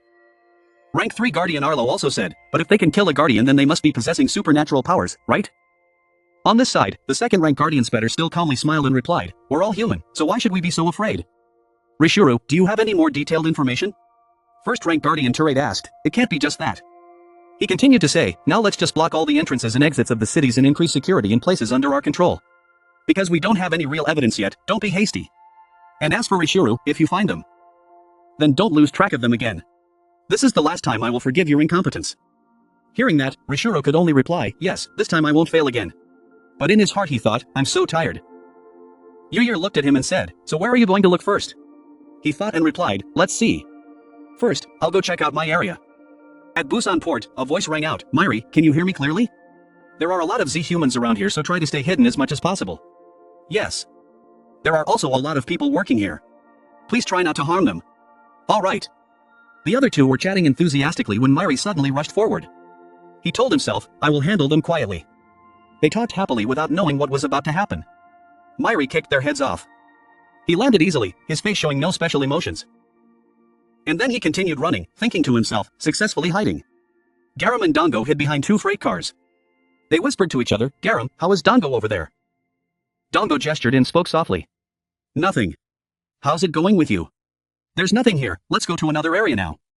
Two Z-humans gradually entered this direction. Dango asked Garam, but where are we going? She also knew that this place was dangerous. Myri came from nowhere and kicked the other two guys' heads off in Dango's surprise. Uh-huh. Garam and Dango gasped at what had just happened. They turned towards him and stared. Garam forced a smile, let's go there and try it now. Dango could only say one word, okay. The other two stepped forward. And Kyuho continued to hide behind. He thought to himself, everyone is having a hard time finding the boat while I'm lost. Where are all my teammates? A loud scream made Kyuho turn around. What was that sound just now? Does it sound like a woman's voice? A girl crawling on the ground asked in panic. Why are you guys here? I just finished today's work. The two Z-humans standing next to each other didn't seem to care and were talking. I wonder if that girl tastes good. It must be delicious, right? It doesn't matter how it looks, as long as it's delicious. But is it okay if you lose a slave? They don't care. That's right, I was also a bit angry when they reduced our food rations. Each month, you can only eat one fresh human. But only the Guardians are like that, not us. We're even forbidden from eating you slaves, so today we have to break the rules a bit. Blame our policies, don't blame us. That girl struggled, no, get away from me. A boy ran out to shield the woman. Don't touch my mother. The other girl called her name. Zhang-chan. Mom told me not to follow her. The other two looked at him with disdain. What is this? One of them grabbed the boy's head and pulled him up, ignoring his struggles. Where did you come from? The boy shouted. Let me go. He smirked and said jokingly. Too bad we can't eat children. You have to live to be able to propagate your species, but you should put your ass aside and figure it out later. Then he threw the boy aside, leaving the mother to shout the child's name. Those scenes caught Kyuho's eyes. The boy shouted loudly, leaving my mother alone. Kyuho on this side wondered. The boy's mother? He rushed in. Hey, what's going on here? Stop quickly. The other girl also stopped crying. These Z-humans frowned. Now, who else is there? The boy grabbed his shirt and cried. Uncle, please save my mother. Kyuho said dumbfoundedly, huh? God, what to do now? I came here by myself, but I'm not good at fighting. This guy smirked in front of him again. So what is this guy going to do now? Humans like you cannot kill us. Oh, never mind. If you want to rush, you have to follow the rush. He hit him in the stomach once. The mouth lets out a sound to encourage the spirit. Hey ah. But the attack didn't have any power and he was crushed in the face. The child next to him screamed in fear. Uncle. He was about to strike again. Kyuho knew that but could only close his eyes and endure the battle. Suddenly he lost his head. Kyuho suddenly landed on his body and let out a small scream. The guy on the other side who was holding the girl's head also had to panic and say out loud, what is that? Myri calmly stood there looking at them. What are you? Before he could finish his sentence, you threw him a brain and broke his head. The boy ran into his mother's arms, sobbing and talking. Mom, the mother hugged the child and called his name. Zhang-chan, are you okay? Mom, are you hurt? Myri still stood there while Kyuho next to her spoke. Thank you, Myri. Tiny goes to heaven. Mother and daughter kept hugging each other and crying. He saw that scene, although his face showed no other emotions, he was actually thinking about something. Kyuho asked with concern. Hey Myri. The other two bowed their heads before Kyuho said loudly. Thank you so much, I don't know how to thank you enough. Oh what? Oh no, sister, I can't help you, anyway, you two should leave here. Thank you guys. Thanks a lot. He shyly replied. It's just common sense. He turned his face forward. Then I saw Myri's lonely figure walking straight. Kyuho thought to himself. How are you? Why did you become like this? Since when did your face carry such heavy sadness and pain? Kyuho's walkie-talkie vibrated. Hello, all units assemble immediately. I found a boat I could use. The group of people on the boat happily looked at everything. Wow, I didn't expect you to find the boat right away. And we were running around everywhere. Lee Kyung asked Dongo, what is that pile of clothes? He replied, is this here? It looks beautiful too. This is the work uniform of that port employee. How can I refuse this item? Really? Oh my god, is that a dead body? Guys, has anyone died here? A group of people shouted loudly. Someone told me to leave now. The response is one voice, is that clear? Moments later, the boat successfully sailed. Garam looked at the book in panic and whispered to himself.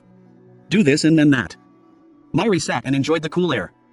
His face exuded sadness that was hard to say. Kyuho approached and opened his mouth. Myri, he immediately replied, what? Did you know I can also use superpowers? My ability is enchantment. To be more specific, I can manipulate people's emotions. Let me give you an example. Then he activated his enchantment ability. Do you feel better now? But that power could not reach him. He asked back. Seeing what, he confusedly replied, why didn't it work? Is that true? His depression is stronger than his superpowers. He suddenly covered his face and appeared to be in tears. Oh poor thing. How sad is this kid? He sat there with a stupid expression on his face, not understanding anything. As for you, just say it. If life is too difficult, you can talk to me about it. After all, I'm a doctor. But he just replied. Oh yes. His expression still remained sad. Thank you. Kyuho was embarrassed. Huh? That's it, whenever you need me, just call me. Yes. Dongo stopped by and asked. Kyuho, I need to ask you something. Aren't you afraid of Myri or something? He asked again, why did you ask that? He didn't seem to show any emotion or anything. Something's not quite right. And why does he want to die? Don't stay still and send a distant look. Just. In my opinion, Myri is currently extremely sad and hopeless. And the reason he wants to die is because he has no reason to continue living anymore. Dongo suddenly asked. Is that true? In the cockpit, Garam suddenly asked. Oh Captain, yes. The captain looked up and asked her. What's up? There's someone. Headline, reported the discovery of bodies scattered around Busan port. Request a probe team to be deployed to scan the surrounding area. A stranger reported over the radio. This is a feeder ship. A suspicious boat has been discovered. Interrogation will begin immediately. What's wrong? Rishuru asked. The other person turned his head to answer. Yes. There's a suspicious boat in front of the ship. A suspicious boat? One guy said. We found a suspicious fishing boat ahead. Rishuru frowned and asked. Suspicious boat. The guy in the white suit answered. It doesn't look much like the boat on the report. Should we continue to investigate? Rishuru turned and left. It's up to you. Very lazy. Not going anywhere. This guy immediately responded. Yes. The giant bow reflects the huge shadow that covers the small fishing boat. A voice rang out from the intercom. The ship ahead. Stop. If you don't cooperate, we will attack. Garam said in panic. Team. Captain. What to do now? Lee Kyung said calmly. If only I could just go through them. Lee Kyung thought to himself. To fight or not to fight? Oriakdo Island is appearing before our eyes. What if Jinha City sniffs at us? Dongo suddenly appeared behind. He said in fear. Boss. What is that thing? It's a zombie ship. Should I inform Myri? Open. Lee Kyung suddenly came up with an idea. She said. Dongo put this on. At that moment, Dongo was holding an orange suit. He said in shock. Yes. Sudden. So suddenly. The group stood at attention on the boat. The man in white was standing in front of them. Are you guys transporting people to Oriakdo Island? Yes. Yes. Dongo and Garam answered in unison. Silently thinking. Why do you say that? The other guy flipped open the notebook in his hand to check. That's strange. Is there any trip scheduled today? Garam panicked. Hastily faltered to answer. That thing. Suddenly Dongo spoke up and interrupted her. We are newly added staff. Garam turned to look at Dongo in surprise. New employee added. The guy in white asked again. He nodded. The hand was still flipping through the book to check. Things like this happen every time. Dongo was so nervous that he was sweating. He thought to himself. Have a cold. Thank you, ancestors. Why you guys? But why must you do that? The other guy suddenly looked straight at their group and asked. Yes. Dongo replied stunned. He said. Normally these things are done by zombies. Why human now? Dongo replied hesitantly. Story. That. Kyuho panicked and turned to whisper to boss Lee Kyung. Boss. We're definitely dead. Lee Kyung smiled. Silently answer him back. No worries. This lady will not let that happen. Lee Kyung was nervous and sweating profusely. Said hesitantly. Ah. Female. That thing. He silently reassured himself. Calm. It's not strange to deal with these types of situations. You've done it over and over again hundreds of times. Dongo clenched his fists. Before the zombie outbreak, your dream was to become an actor. A capable actor. Everyone has to admit it. Dongo used to practice his acting extremely hard. Now is the time for you to develop your abilities. Dongo regained his composure. Said with a serious face. Mr. Kim Cheol-soo gave us an order. Garam thought in shock, opening his mouth. Needle. Kim Cheol-soo. Who is it? Dongo thought in fear again. There are so many zombies on the port, at least there must be one named Kim Cheol-soo. Used to be the same person. Kyo-ho panicked and turned to whisper to Lee Kyung boss. Boss. I swear. There must be someone named Kim Cheol-soo. This name is really cool, right? Lee Kyung said nothing. All I could do was sweat and look down. Kim Cheol-soo. Kim Cheol-soo gives you orders. The other guy suddenly approached and asked. Dongo sweat dropped when he heard that. Yes. Yes. The other guy's expression suddenly changed, making Dongo panic. He thought to himself. Ah. Even the name Kim Cheol-soo doesn't exist. But he still works here? The guy in white suddenly asked. Dongo replied bewildered. Yes. The other guy put his hands on his hips and laughed loudly. Haha, that bastard Kim Cheol-soo. Professional ethics are rotten. Just having a report is so difficult to do. But lately, what's wrong with him? His hair is falling out. He asked. At this moment, Dongo was so scared that he cried. He said. Living. Alive. Thank you. Zombie Kim Cheol-soo. Onmiri was speechless. He thought. Just kill their mother and leave. Suddenly a voice rang out. Why so long? Everyone's attention was drawn. They all turned to look. The other guy said. Mr. Rishuru. Rishuru clasped his hands and walked closer. What's wrong? Lee Kyung looked intently at Rishuru. It's nothing. These kids were sent by Kim Cheol-soo. The guy in white answered. Kim Cheol-soo. Rishuru asked again. What's with that zombie guy? There's something strange about him, right? Rishuru asked. These guys are all new employees. The guy in white nodded and said. Hello him quickly. This is leader Rishuru. He said. This statement caught Lee Kyung's attention. The other guy continued to introduce himself. He is the talented manager of Oriakdo Island. Lee Kyung stared at Rishuru. Rishuru said. Whom? Let's see. Rishuru suddenly noticed something. In just a blink of an eye, Rishuru appeared right next to Onmiri's calm face. Have we met before? Rishuru asked. Lee Kyung glanced at the situation. What? It's probably just my imagination. Hey, let's end it quickly. Rishuru said as he turned and left. Ah yes. Should I give these juniors a ride? We're going to Oriakdo Island anyway. The guy in white said. Rishuru replied.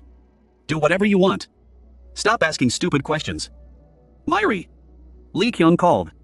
He glanced over to answer. Yes. That name. Remember carefully. Lee Kyung stared at Rishuru's leaving back. Speak. Then we'll have to fight him. It's just a matter of sooner or later. She said. The farm breeds enslaved humans. Oriakdo Island. The two gatekeepers enthusiastically bowed low in greeting. Hello Mr. Rishuru. Leading the way is Rishuru. Next is the guy in the white suit. Next are the three people on Miri, Lee Kyung, Kyo-ho, and finally the two people Garam and Dongo. Hey, who are the guys behind? The gatekeeper asked. The guy in the white suit answered. It's all new soldiers.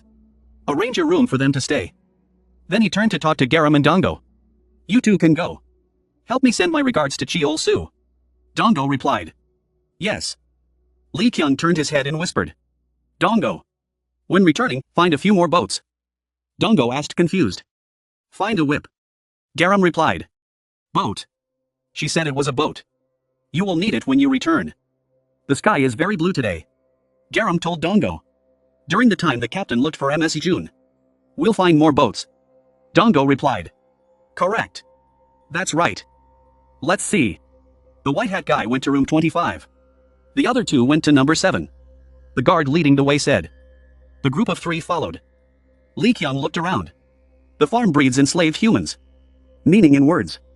This place really breeds human slaves. Some people exploit human labor. having to do heavy physical work like digging gems in the mine. Some people are raised for evil purposes, while a few people entertain them. These people are selected, classified, and then sold to many other places. But they all share the same fate, becoming slaves. Lee Kyung's eyes glanced at the open door. A group of people were sitting inside in fear and trembling. Considered a form of food. Then he was murdered in the morgue. If you want to be chosen as a slave, you must prove yourself more outstanding than others. A person pushing a cart of clothes went in the opposite direction from Lee Kyung. When he saw her, his face changed. That guy intentionally bumped into her when the two of them passed each other. This barbaric place must be called a battlefield of survival. Myri, Lee Kyung called. Hearing that, he turned to answer. Yes. Unless I order otherwise, keep an eye on Kyuho. She spoke calmly, her eyes still looking straight ahead. Even though Myri didn't understand, she still answered. Okay. Lee Kyung glanced around and thought, I guess I need to be wary of humans, rather than zombies. The guide stopped and spoke to Kyuho and Myri. Here, this is room 7. You two, go inside. Ah, yes, Kyuho replied. The two opened the door and stepped inside. Lee Kyung watched and thought, well, I wonder if it's okay. I hope, well, Myri is with me. The guide continued walking up a flight of stairs. Lee Kyung followed behind and thoughtfully looked around. But, where could Jin be? Kyuho and Myri held their clothes and stood still at the door. There were 3 other people in the room. First is a long-haired girl curled up in a corner. An old man sat next to the table and a tall, bald guy. The bald guy spoke first, who are you? This is room 7. Go away. Myri's face remained expressionless without changing at all. Kyuho looked confused and said, we're here to save everyone. I will explain slowly. He suddenly realized in shock. The bald guy didn't seem to care and was pulling a woman's head up by her hair. Let the person struggle in pain. You come here. Save the ships. What are you doing? Kyuho was surprised and approached the bald man. Speak loudly. The bald guy still calmly asked. What? Kyuho sought help from others in the room. You, brothers. The old man turned his head the other way as if he would not participate. These bastards. The long-haired girl was still hugging herself and crying. What's going on? The atmosphere here is a bit strange. Kyuho thought in panic. Oh, these guys are outsiders. The bald guy said. Then he threw the other woman away, causing the other woman to scream in pain. The bald man's face became scary. This is the first time. So you probably don't know. Then I will teach you. Teach? What does it mean? Before Kyuho finished speaking, the bald man's punch had a physical impact on his cheek. Kyuho was punched and sent flying. Fall to the ground. Kyuho's face appeared injured. The bald guy grabbed his hair and pulled it up. His blue veins appeared and he said, Don't be ridiculous. Listen carefully, from now on, you are my dog. Whatever you do, you have to ask my permission. You are not allowed to do anything I have not authorized. Got it? The bald head rolled his eyes and said. Kyuho frowned and replied. Uncle, what the fuck are you talking about? We're here to save everyone. The bald head cocked his head and raised his hand to continue fighting. This dog guy. Do you think it's that easy to fool people? With a thud, the bald man's hand was stopped by a foot. The bald man looked stunned at the person who stopped him. What the hell is that? Joe asked, a voice rang out, startling Kyuho. Myri spoke frankly and calmly. Can you kill this bald guy? Myri expressionlessly looked at the person in front of her and coldly said a cold sentence. Can you kill this bald guy? The bald guy in front of him saw him being so arrogant. Lean roared angrily. How dare you?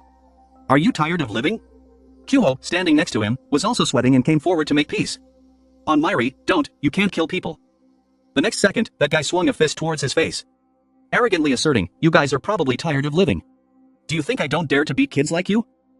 Having said that, he punched him straight in the face. Suddenly, his eyes opened wide, surprised and thinking, what the fuck? Why is this guy's face so hard like a rock? My hand hurts more than his face. The bald head saw that his expression remained unchanged, without the slightest hint of harm. He looked at you like that and was scared. Just what the fuck is this guy made of? Myri reached out and grabbed his shirt, causing him to momentarily startle and stare at him. Kyuho quickly reminded him. Myri, wait a moment, use light force like flicking her forehead. The bald guy stared at his finger lightly touching his forehead, unconsciously blurted out, flicked his forehead. He gently flicked his forehead.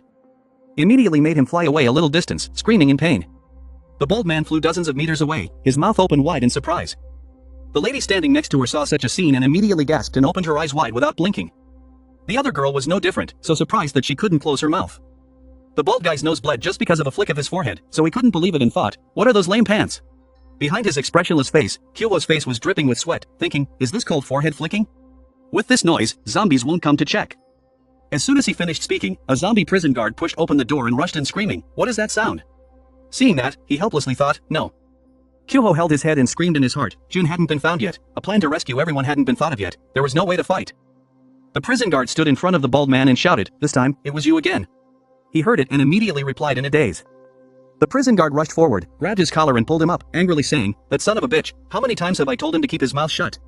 He was immediately so scared that he stammered, "No, it was just a misunderstanding, it wasn't me." The prison guard didn't pay any attention to what he said, coldly said, "No more, let me give you a special lesson." After saying that, he was dragged out in front of the bewilderment of everyone in the room.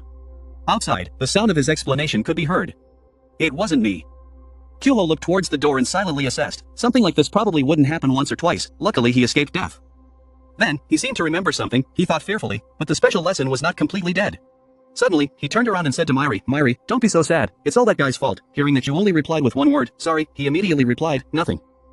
The two women in the room stared at them without looking away. Seeing that this situation was a bit embarrassing, he quickly spoke up to break the atmosphere. Right, what can I say?" "Everyone, this young man." Before he could finish speaking, an old man knelt down in front of him and shouted loudly, "Please let me out of here." Kyoho didn't understand why he made such a request, so he bewilderedly asked, "What?" The old man's hair was completely white, crying and bowing his head, begging him, "It's been a long time since I was assigned a job. If this continues, I will be sent to the morgue. Please save me." He looked at the old man in panic and asked, "What are you doing?" The woman standing next to him wanted to step forward and help him stand up, saying, "Uncle, why are you kneeling? The children are looking, don't you feel embarrassed?" He seemed to understand, thinking to himself, "Oh, so that's how it is." The ad looked at the old man reproachfully, how could he be so selfish? He immediately shouted in response, "Otherwise he would sit here and wait to die." She quickly explained, "You know I didn't mean that." Kyoho heard their argument and immediately realized the problem. They were considering who would be the new big brother. He stood still, his face full of sympathy, thinking that they had lived like that all this time. It was better to be selfish and stingy than to become a pile of rotten meat. Kyoho clenched his fists, stood in front of the two of them and affirmed, "Don't worry, you won't die here." The old man heard his words and just let out a sigh. He used all his credibility to swear honorably. "I just said, we are here to save everyone. We will definitely help everyone escape from this place." In another room, a guy covered in tattoos stood in front of a girl and said majestically, "You're a newbie, so let me explain the rules of this place." Lee Kyung's face didn't change, he just replied indifferently, "Yes, just do all my work, do as much as you like." Having said that, she sat in a corner of the room, arrogantly said, "This lady is sitting here resting." The thug in front of her suddenly became nervous because she saw through her mind. He said, "What? How do you know that?" "Ignore him as he keeps jumping around happily like a crazy person, making noises from time to time. Just ignore it, then I won't have to go to the morgue." She just sat in a corner with her head bowed and thought, "It's true, that's all it takes to be happy. Soon we will be able to escape this place." Lee Kyung put his hand on his chin and thought thoughtfully, he had to find Jun first, then think of a plan to escape. Suddenly, from the speaker mounted on the wall came a command sound, "It's time to go to work, those flies. When you move to the work area, tell your superiors." As soon as she finished listening, she just remained silent and excited, thinking, "Great, let's go, but where have I heard the voice from the speaker before? It's so familiar, it must have come from suspicion." The inside of the prison is covered with solid iron and steel. Kyoho was carrying a bunch of wood on his head, breathing heavily with his mouth open, thinking in his head, "There are so many things to do, why do we have to do this?" Inside the yard, groups of prisoners were assigned to carry wood. The prison guard standing nearby spoke loudly, "Hurry up," he thought angrily, where would he have the time to find Jun? He was so tired from work that the smell poured out all over his face. He gritted his teeth and endured it, thinking to himself, "I wonder what Mairi was assigned to do. Is it more difficult than what I'm doing? Whatever, I just hope it doesn't make him angry. Lose interest." Inside another room, Mairi looked expressionlessly at the person in front who was working on the sewing machine. After doing it for a while, that guy stood up and said to him, "Here, do it like this, try it," he replied loudly. Seconds later, he sat at the sewing machine table, repeatedly stepping on his hand, causing blood to splatter. The guy from before was scared out of his wits. "Hey, hand, let go." Having said that, he let him sit in a corner to watch. The back of his hand was bleeding so much that it flowed to the ground, but he still had the same expression. That guy shouted angrily, "Sit there and watch, don't touch anything." Sitting in the chair, he noticed the young girl in his room who was now approaching him. She held a bag of bandages in her hand, blushing shyly and told him, "I have bandages for the wound, or should I bandage them for you?" A moment later, the back of his hand was bandaged with dozens of layers of band-aids stuck together. The girl quickly said, "It's over, you're seriously injured." He looked at his arm covered with cute bandages and coldly said, "I don't need them." Hearing that, she panicked and said, "No need, if you leave it like that, your wand will swell." Having finished speaking, she immediately returned to her normal appearance and shyly asked him, "By the way, what is your name?" He just replied, "Name, Mairi." She sat down, her face bowed to the ground and answered, "It turned out to be Mairi." You know what?" The little girl smiled innocently, looked down at the ground and told him, "Thank you very much for keeping peace in our room." She continued, "That bald guy took all our business, we were afraid we would be taken to the morgue." Suddenly, a person walked up to where they were talking and said, "Hey where are you going?" She heard someone calling her name, looked up and answered, "Sister." Having said that, she rushed to her sister and hugged her and said, "Myri, this is Jizian, she is a very good person." Her eyes sparkled. She told him in a row that she was the only one who took care of me, and then dared to stand up and stop the bald guy. Jizian saw her like that for the first time, and was a little surprised, thinking to himself, why is she so excited? Having finished speaking, he ran up to him and happily said, "Oh well, I'm really grateful." As if gathering all her courage, she pulled out a small notebook and inside wrote down what she wanted to say, "You are really handsome." He saw it but didn't understand what she meant. On the contrary, Haeyoung shyly ran away, saying urgently as she ran, "See you later." Sister Jizian looked in the direction she ran and said in confusion, "Why is that?" Having said that, she came to sit next to him, smiled and asked him a question that didn't make sense. It was very surprising, right? He just replied indifferently, "What?" She immediately explained, "I'm talking about the atmosphere in our room." Looking at the peaceful scene of the prisoners doing their own work in the sewing room, she said that the other rooms were not as harmonious because they lived in a competitive environment. Having finished speaking, she leaned back a bit and comfortably said, "Even though our room has a big brother, it's better than other rooms, everything is better like you." She looked into his eyes and said sincerely, "I'm really grateful to you, Myri is your name." He heard her ask him but he still just stared at her without answering. He saw the image of his mother floating on her body. His eyes seemed to waver a little. He stood up and walked away. Jizian and his followers curiously asked him, "What did Haeyeon write on the paper?" She saw him walking further and further without responding to her question, so she wondered, did I say something wrong? He walked over to the sewing machine to continue but the result was the same. He was still bleeding from the sewing machine and the instructor immediately shouted angrily, "I told him to stay away." "The sky at dusk is beautiful," in the void a voice is heard, "No." Lee Kyung raised her hand to stroke her chin, thinking thoughtfully, Jun wasn't here. She went to the farm. Even the producer came. She remembered that she had come and stood looking through the door for a long time, the training room. She had been looking for her all day, but she was nowhere to be found. She sat neatly cross-legged in the room, her mind constantly thinking, it was so confusing, maybe there was somewhere she forgot to look. Suddenly a thought flashed in her mind, maybe Jun had already left here. That would be the worst-case scenario. Suddenly, an announcement rang out from the speaker, interrupting her thoughts, "You flies, take a break today." After listening, she realized something and thought, wait, this voice. Her face began to sweat more, her eyes looked a little panicked as she thought, that sounds familiar, this voice, it can't be, Jun. At this time, a girl with characteristic blue hair was trying her best to stand in front of the microphone and scream. After reporting to her superiors, she could leave. Lee Kyung heard a familiar voice, his eyes opened wide, thinking to himself, this voice sounds familiar. She thought of the image of Jun speaking into the microphone, reporting to her superiors and then being able to leave. The prisoner in the same room moved his shoulders and said comfortably, today was too hard. She looked at him and suddenly asked, "Hey brother, do you know where the radio is coming from?" He was a bit surprised, not quite sure and answered, Lee Kyung, broadcasting, probably in the surveillance office. She patted his shoulder and asked, "Is there anything going on in that place?" He didn't really understand what she meant, so he asked again, "What do you mean by cleaning?" "I'm doing it." She was a bit stunned when she heard that. He continued to ask, "When were you going to give me your name tag?" "You said you would let me do my job, what else?" Seemingly a bit annoyed by her bewildered attitude, he raised his voice a little louder, only if he had a name tag could he do her part. Only then did she understand, well it turns out you need my name tag. Suddenly, Lee Kyung swung her fist straight at him, making him tilt his head to one side. Sorry, next time he will definitely apologize properly. This guy was suddenly attacked and fell unconscious on the floor. She took the number on his shirt and stuck it on her chest, wondering which side was the surveillance room. Lee Kyung approached the surveillance room. In front of the door there was a watchman sitting with his arms folded and dozing. Lee Kyung picked up the mop set and quietly asked the other guy, "Let me come in, please," but the other guy was fast asleep and didn't respond. She thought to herself, letting her guard down too much. There are people who are not even careful. She opened the door to the room and looked inside, thinking, never mind, it would be great if she were here. Luckily Jun was sitting in the room. She held her forehead with both hands tiredly. Lee Kyung was happy to see Jun, silently lamenting in her heart, having found Jun, who would have thought that she would now become a supervisor. Lee Kyung stood at the door, only daring to whisper, Jun. Jun heard the voice and turned around, but didn't have time to react. Jun slowly looked at the girl standing at the door. As if realizing something, her eyes suddenly filled with tears and she cried, "Captain." Jun couldn't contain her emotions and ran to hug Lee Kyung. "Captain, this isn't a dream, right?" Lee Kyung gently asked her what happened. Hearing that, Jun choked up and told the story. In this case, one day I went to spy on the situation and was caught, then had to work hard to survive, and then somehow became a supervisor. Lee Kyung was a bit stunned. "Why are you so good?" Then she said to Jun, don't worry, we're here to save you." Jun's eyes were still streaming with tears. She asked softly, "Get out of here?" Jun shyly said, "No way." This made Lee Kyung very surprised and asked again, "What?" Jun almost knelt down and told Lee Kyung, "There is no way to escape from here." As night fell, Jizian spoke up to gather everyone. She held a small notebook and said, "Don't just sit so far away, or should we each write down our wishes here to understand each other better?" Everyone in the room looked at her. Kyobo seemed a bit surprised to ask her wish. On the contrary, Haeyoung seemed very interested and supportive. It sounded great. Jizian patted the girl's head and said, "The bald guy is no longer here, so we should know a little about each other, right?" Haeyoung shouted with excitement again, so excited.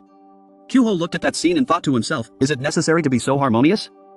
He rubbed his chin and thought, now that I remember, I haven't been able to say much to Mairi, so consider this an opportunity to talk to her. Thinking of this, Kyuho felt much more excited, spoke up, okay, Mairi said she also wanted to participate. On the contrary, Mairi next to her acted like she didn't understand what he said. Jizian said to the old man again, you should join too, don't sit there and feel sad anymore. He nodded, yes. Everyone was given paper to write on, and the atmosphere fell into rare silence. Suddenly Mairi asked Kyuho, what can I write? Kyuho heard that and thought carefully. He raised his hand to rub his chin and explained to Mairi. Just write something when you think of it, write down what you want and explain it simply. Mairi asked back, is this also an order? Kyuho happily replied, yes it is an order. Then he thought to himself, this little command is just for me. Mairi pondered silently. When he saw him starting to write, Kyuho couldn't help but excitedly think, oh he wrote it, I wonder what he wrote. Jizian spoke up again and asked if everyone had finished writing, then she gave instructions. So let's start with the oldest. The old man choked up and read his wish, I want to meet my grandchild. He said sadly, since the world changed, I have not seen the children again, so before I die, I want to see the children again, just once. Seemingly unable to suppress his sadness, he raised his hand to cover his face, as if wanting to hide his tears. Hope they are all safe and sound. This incompetent grandfather cannot visit them, but only causes trouble for everyone. Jizian put her chin in her hand and looked at him, understanding deeply. She comforted him, okay, we understand. Then she said again, okay then it's my turn. Heian next to her was extremely excited and clapped her hands, wow. Jizian read out her wish, I want to cook. This made Kyuho quite surprised, cooking. Jizian explains his wish, zombie or human. A few years ago, I couldn't find anyone trustworthy, so I hoped I could gather with good people and cook a delicious meal with them. Hearing that, Kyuho was extremely touched, tears seemed to fall from his eyes. He thought to himself, these people are truly angels.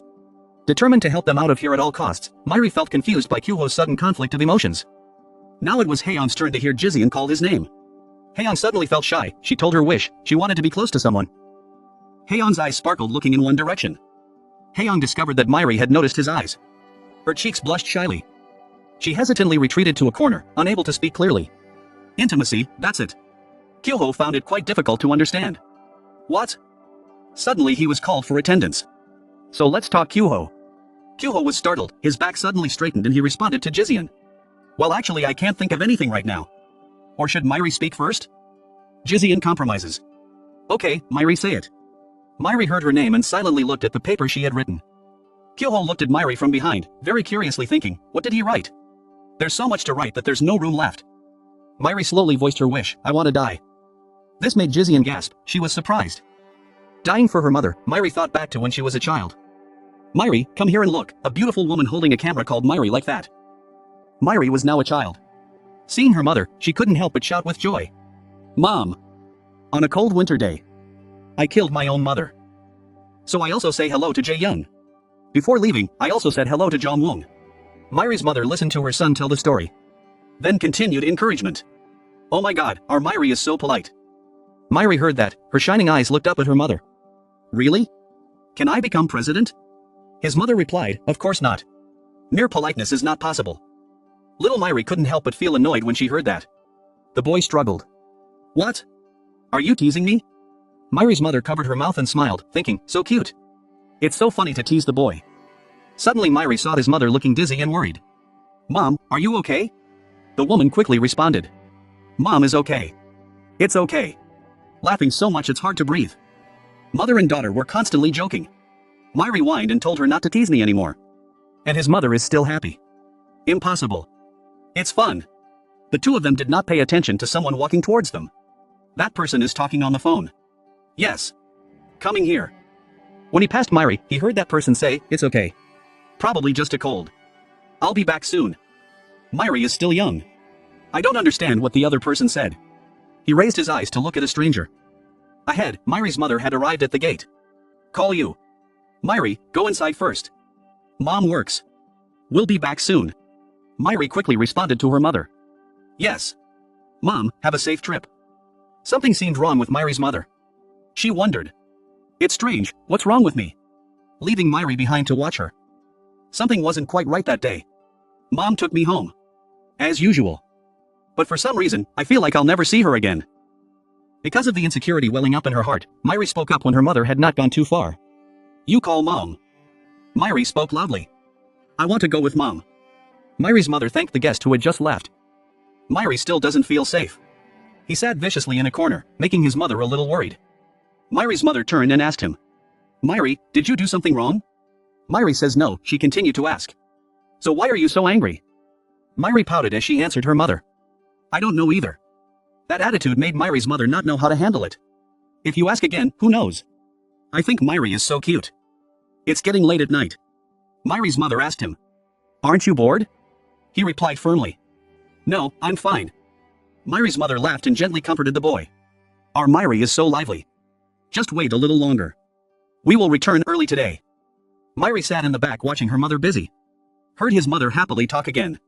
Having Myri here gives me even more motivation. Honestly, I feel so tired. The strange guests and the sounds around me lull me to sleep. Myri's mother continues to work. Greet customers. Hello guests. However, it was a very happy time. I feel extremely exhausted. But those peaceful times with my mother are extremely wonderful. Here's the invoice. Myri's mother glanced behind her and saw that her son was fast asleep. Just responded to customer. Oh yes. I was hoping this moment could last forever like this. Suddenly Myri's mother collapsed. It seemed like he was receiving a terrible pain from his chest. Myri's mother bowed her head. Unable to stand. She was in so much pain that she was no longer conscious. Wondering what's wrong with me. Myri was still in thought. Always together. Myri's mother collapsed in the middle of the night. Myri's mother collapsed weakly. The noise also woke Myri up. The boy was worried when his mother approached and asked, Are you okay? The woman still answered gently. Mom is okay. Myri's mother was sweating profusely. Comfort the boy. I guess I'm just not feeling well today. Myri immediately said, Please call an ambulance. She dismissed it immediately. No, there's no need. Myri's mother tried to stand up. Put your head down to rest. Probably because my mother is sick. So today we will close the shop early. Rest a little and you'll feel better soon. Myri stood beside her worriedly. It seemed like he didn't believe what his mother said. He asked her. Mom, are you telling the truth? Faced with Myri's worry, his mother still replied gently. Yes, I'm just a little dizzy. It was late at night. The sound of a knife and chopping board rang out in the house. Myri looked at her mother, who was singing and cooking. Still very worried and thinking. Mom, are you really okay? From the outside it looks very good. Then he turned away and smiled. It seems that she believes that her mother is still healthy, she told herself. So lucky. Mother and daughter eat dinner. Myri's mother asked him. Myri, is it delicious? Myri happily replied. Yes, it's delicious. Myri's mother looked at him with warm eyes. Remind you to eat more. Then suddenly Myri's mother stood up as if she suddenly remembered something. Oh yes, I have a gift for you. Myri was left holding a bowl of rice in surprise, wondering, a gift? Myri's mother took out a shirt and showed it to the boy. Myri suddenly exclaimed. Wow, isn't it? It's a uniform. Myri's mother held the shirt and explained. My clothes are all worn out. So I really want to buy you a new set. Myri happily stood up and asked. Wow, can I try it now? And he received confirmation from his mother. Okay. Come in and try it out. Myri put on her new clothes. Excitedly asked his mother about his clothes. Why are you beautiful? Myri's mother looked at him. I thought it was a bit too wide. But still answer your question. So beautiful. Myri didn't seem to believe it. Are you really asking again? He lay down on the mattress. Excited. Thank you very much, Mom. Myri's mother saw this action. I couldn't help but laugh as I asked him. Myri, what are you doing? Are you going to wear it to bed? Myri happily answered. Mom gave it to me. So I have to wear it to sleep. Myri's mother was happy. But I also remind you. Really? After you eat, go to sleep, right? The response was Myri's extremely obedient yes. Late at night 1 a.m. The lights are off. Notification. The program is currently airing. Please repeat. Please. Myri heard the sound of the TV. He woke up in the middle of the night. Rubbing his eyes, he asked his mother. Why is the TV on, Mom? Not realizing that the mother next to him had disappeared. The blanket and mattress were full of blood. The sound of coughing from the kitchen attracted Myri's attention. He woke up and asked. Mom, are you okay? Myri then saw the blood next to her. Panicked, he ran to his mother. Why is there blood here? Is Mom still sick? But the person who turned to look at him was no longer a beautiful woman, but a hideous, skinny zombie. Myri looked stunned at the zombie in front of her. Softly call Mom. Suddenly the zombie rushed towards him, causing Myri to panic and shout, Mom. But the zombie was no longer conscious. Rushed forward to grab the boy. He lay down on the mattress. It bit Myri even though he screamed. Myri suffered. Tears flowed. I don't understand why my mother became like that. Constantly asking what Mom is doing. Heartbreaking screams. The boy's call for his mother rang out endlessly in the middle of the night. The zombie's body was covered in blood. Myri tearfully begged it. Please. The zombie gradually sat up, blood still falling freely. The clock still rang. Several minutes have passed. The clock struck 1:15 a.m. Myri suddenly woke up. Open. He doesn't seem to believe the truth. The zombie has since disappeared. Myri put her hands in front of her face. The shoulder of his shirt was torn by a zombie. Next to the pillow was a pool of blood. Blood was also splashed around the mattress. Myri wondered. What happened? He looked at the clock on the wall that was still running. Extremely scared. No way. Is it a dream? Myri was stunned. Don't pay attention to the torn shoulder of his shirt or the blood on his face. Comfort yourself. So lucky. It's scary. That's right, it's just a dream. How could my mother turn into a monster? While he was still thinking, Mom must be outside. Then the zombie appeared again. It rushed forward. Myri opened her eyes wide in fear. Mother Myri. At this point, he has turned into a zombie. The big mouth lunged towards him in a terrifying way. Myri looked at the zombie close to her face. Only now do I realize something. He shouted in fear. It's not a dream. This is absolutely not a dream. Mom, wait a minute. Myri shouted loudly, Mom. Use all your strength to push the zombie away. That monster was pushed hard by him. It seems like some great power, causing it to smash its whole body into the wall. Myri was equally surprised. Both hands were still raised, not understanding anything. He couldn't help but be surprised at the strength just now. He raised his hands. Look at them. There seems to be no difference, but has strong strength. He wondered. How? Since when did I become so strong? The zombie by the wall groaned. Pull Myri back to reality. He stood up. Immediate situational awareness. Myri suddenly ran out. Shout for help loudly. He kept running on the deserted street in the middle of the night. It seemed like he wanted to get as far away from this place as possible. Also feel constantly confused. What the hell just happened? Myri runs. The stream of thoughts in his head also followed. If it's not a dream, so how do I live? Just what the hell is going on? Suddenly Myri stopped. Eyes wide open in shock. Open. Before his eyes was a scene of complete destruction. There seemed to be no sign of survival. That made him cry out. What the hell is that? A noise rang out in a corner, attracting Myri's attention. He saw that it was full of scary zombies like his mother at home. Myri quickly hid under the car, extremely scared, not believing what was happening before her eyes. What is it? Suddenly Myri saw two survivors arguing in front of her. One person cursed. Mom? What to do? The other person holding the phone was equally impatient. Who knows? The young man panicked and ordered his friend. What the fuck are they? Hurry up and try looking for it. The other person opened the phone with trembling hands. Irritably replied. Don't know anymore. Nothing. Does being bitten by them become a zombie? Myri was under the car. Repeat the keyword the other person just said. Zombies. On the other side, there was still the sound of young men arguing. You were bitten just now, but it's okay. So hungry. Suddenly, several zombies rushed towards the two boys. Myri was startled and covered her mouth with her hand. Right in front of him right now was a zombie with two black eyes. Mouth wide open. Myri couldn't help but feel a surge of fear. I was so scared that I ran away. But that zombie is very fast. It took a step forward. A kid like Myri can't run far. Immediately knocked down by the zombie. The zombie managed to bite one of Myri's arms. The boy was in pain. Tears flowed. Remembering my mother again. Don't stop calling Mom. Myri mustered all her strength. Close your eyes tightly and shout to the zombie. Let go. Along with screams. Take it out now. Myri rose up. Use all your strength to jerk your body. His arm was still over the zombie's mouth. Severed from Myri's body. Myri kept running non-stop.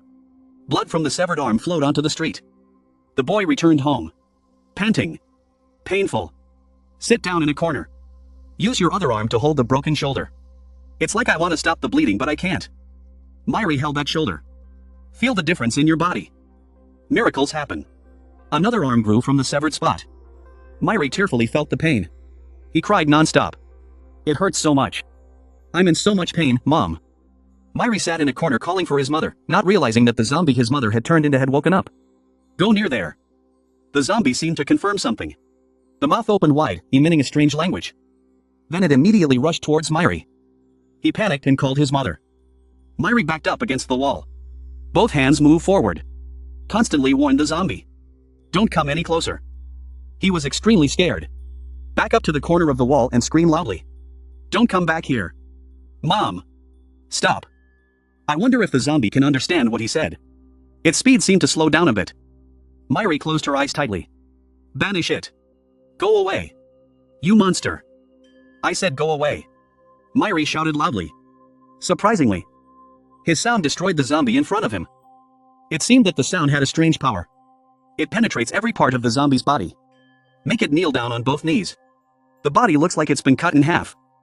Blood splashed onto the wall behind in a large patch. Myri was still sobbing.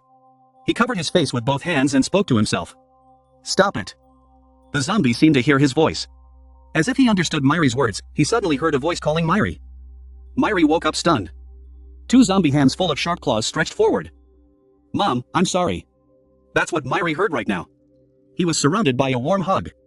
The mother's hug turned into a half-zombie. It seemed like I had regained the last bit of human consciousness. He cried again. Crying and calling my mother. Mom. Suddenly the zombie is also Myri's mother. It seems that he has exhausted his strength. Lao Island fell to the side. The zombie's entire body was crushed to pieces and lay on the mattress. There was blood all around. It was at full strength. There was no longer any threat to Myri. Myri's hands were still covered in bloodstains that had not yet dried. He was shocked. My whole body trembled as if I couldn't believe what was happening before my eyes. Myri turned around in horror to look at the dead zombie next to her. Softly call Mom. Myri fell against the wall. Alarm. Or not. He continuously denied. No, Myri couldn't believe what happened. Myri raised her hands to her mouth. The body constantly trembled in fear. Even though I really want to deny it. But no way. Mother's voice. Just keep getting smaller. Weakening. The person I killed with my own hands was my biological mother. Suddenly the door was kicked open by someone's foot. Rishiro put his hands in his pockets. Staggeringly walked into the house and looked around. Obviously I heard someone inside. He walked to the room. Like seeing something. Quietly. Oh. Rishiro called outside. Hey, over here. Two guys outside heard him calling and asked. What? Rishiro used one hand to carry Myri out and said he found food. It's really hiding here. Seeing this, the two accomplices couldn't help but be amused. Oh, that's fine. I also plan to knock on other doors. I almost missed the delicious scent. He grabbed Myri's hair and forced her to raise her head. Let's see. Before eating, look at its face. Myri's eyes turned white, surprising them a bit. What is it? I'm so scared that I'm frozen. That guy still held Myri's head. Laugh out loud. Probably afraid of us. Then suddenly I heard Myri speak. Let me ask. Making him let out a loud noise. Myri begged them emotionlessly. Please. Kill me. He helplessly grumbled out each word. I killed my own mother. They heard Myri say that. Not only did he not sympathize, but he also laughed out loud. What the fuck is he talking about? Baby boy. If you beg like that, we will have to grant it to you. That tall guy used one hand to grab Myri's head. Most of his body went up high. Satisfied said. All right. Because you kindly asked for it like that. But we are having fun. You know? He continued. Just a few seconds ago. We're just zombies. Nature. Memories rushed back. Then again this strong. Why is that? Another shorter guy stood next to him and answered him. Yes, that's not wrong. Normal zombies can't utter a single word properly. Hearing that, he felt it was right. He rubbed his chin with his hand, looking erudite. Standard. We are taller. Even more intelligent. It's like humans evolving into zombies. He thought again. But I hate this guy. Then suddenly he jumped up. Having fun. Then I will make you happy. His hand quickly penetrated Myri's chest in a split second. A bloody heart was pulled out. His teammates next to him couldn't help but marvel. Wow, so impatient, brother. That name is encouraging. Looking at the brother, he is no different from the murderer like in the movies. Hearing that, he couldn't help but respond with interest. Yes. How? Isn't it cool? Suddenly, Myri's yellow voice called out, over there. It startled him. Myri's white eyes stared at him. I told you guys to kill me. Why are you still standing there? He looked at the heart in his hand. Surprised. What the hell is that? His teammates standing next to him also screamed in surprise. What's wrong with it? Do you want to kill it? This made him freeze for a few seconds. What? Then he didn't think anymore. Immediately attacked Myri. Fighting and talking. Oh yeah. Die, kid. He kicked Myri far away. Then curse. Damn it. Really? What are these strange things? Myri fell hard on the road. The voices of those people still echoed around. Suddenly it makes me unhappy. Leave. The shorter guy suddenly spoke to him. Hey darling. But you just tore it apart. He also responded stunned. Probably accidentally tore something. Then the two of them saw Myri from afar slowly standing up. The tall guy just hit Myri a few times. Seeing that, I couldn't help but feel scared. What the hell is that? Myri is like a demon from hell. Stare at them. What? What the fuck are you doing? The three of them were scared. Continuously scream. What's wrong with that kid? Myri's bloodshot eyes stared at them. He said, his voice growing louder like a scream. I beg you. I told you to kill me, what else? Myri suddenly rushed forward. Rushed towards the tall guy just now. His hands grabbed his head. He was surprised and couldn't react. Myri's face was covered in blood. Both eyes were also bloodshot. He shouted at him. This is it. Do it like this. Kill me. Myri climbed on top of the tall man. Before the stunned eyes of his comrades. So he pulled his head away from his neck. Myri was furious to the extreme. The action hasn't stopped yet. He raised his hand continuously. Like this. Like that. This is it. Myri kept repeating indignantly. Color splashed all over the corner of the street. The tall man died under Myri's torture. Rishuru and the short guy standing on both sides couldn't help but be stunned. Then I realized something. They shouted in unison and ran away. And immediately run far away. Myri stood there. Look at my bloody hands. He thought again. It hurts so much. I am the killer. But why does it hurt so much? Myri's hands clenched tightly, anger and regret welled up in his thoughts. Mom must be in more pain, right? Myri stood there with the corpse. In my mind, I remembered the image of my mother. My clothes are all worn out. So Mom wants to buy me a new uniform. Each of those words kept echoing in Myri's head. He stood up. Walking in a disoriented way. Myri's shoulders dropped completely. You just go like that. Just walked away. Myri just thought. Streams of thoughts kept flowing into his head. Extremely painful. Mom. I'm sorry. I'm really sorry. Mom. I was wandering aimlessly. Kyoho looked at him, seemingly not knowing what to say. Both Mr. Lau and Heion. Everyone was stunned. Everyone in the room turned their eyes towards Myri. Silence is not because it's scary. Or because it makes others feel sorry for you. We don't know what to say to comfort Myri. Suddenly a voice rang out, causing Myri to raise her head. Pathetic. You look so pathetic. At this time, Jizian said so. Kyoho was surprised to hear Jizian say that. Hesitatingly reminded, Ms. Jizian. Myri also asked her again. What did you just say? In response to his question was another question from Jizian. Why must I? Do you really not know what your mother wants? Jizian said seriously. It's like criticizing Myri again. Myri didn't seem to think she would say this. Bewilderedly asked again. What?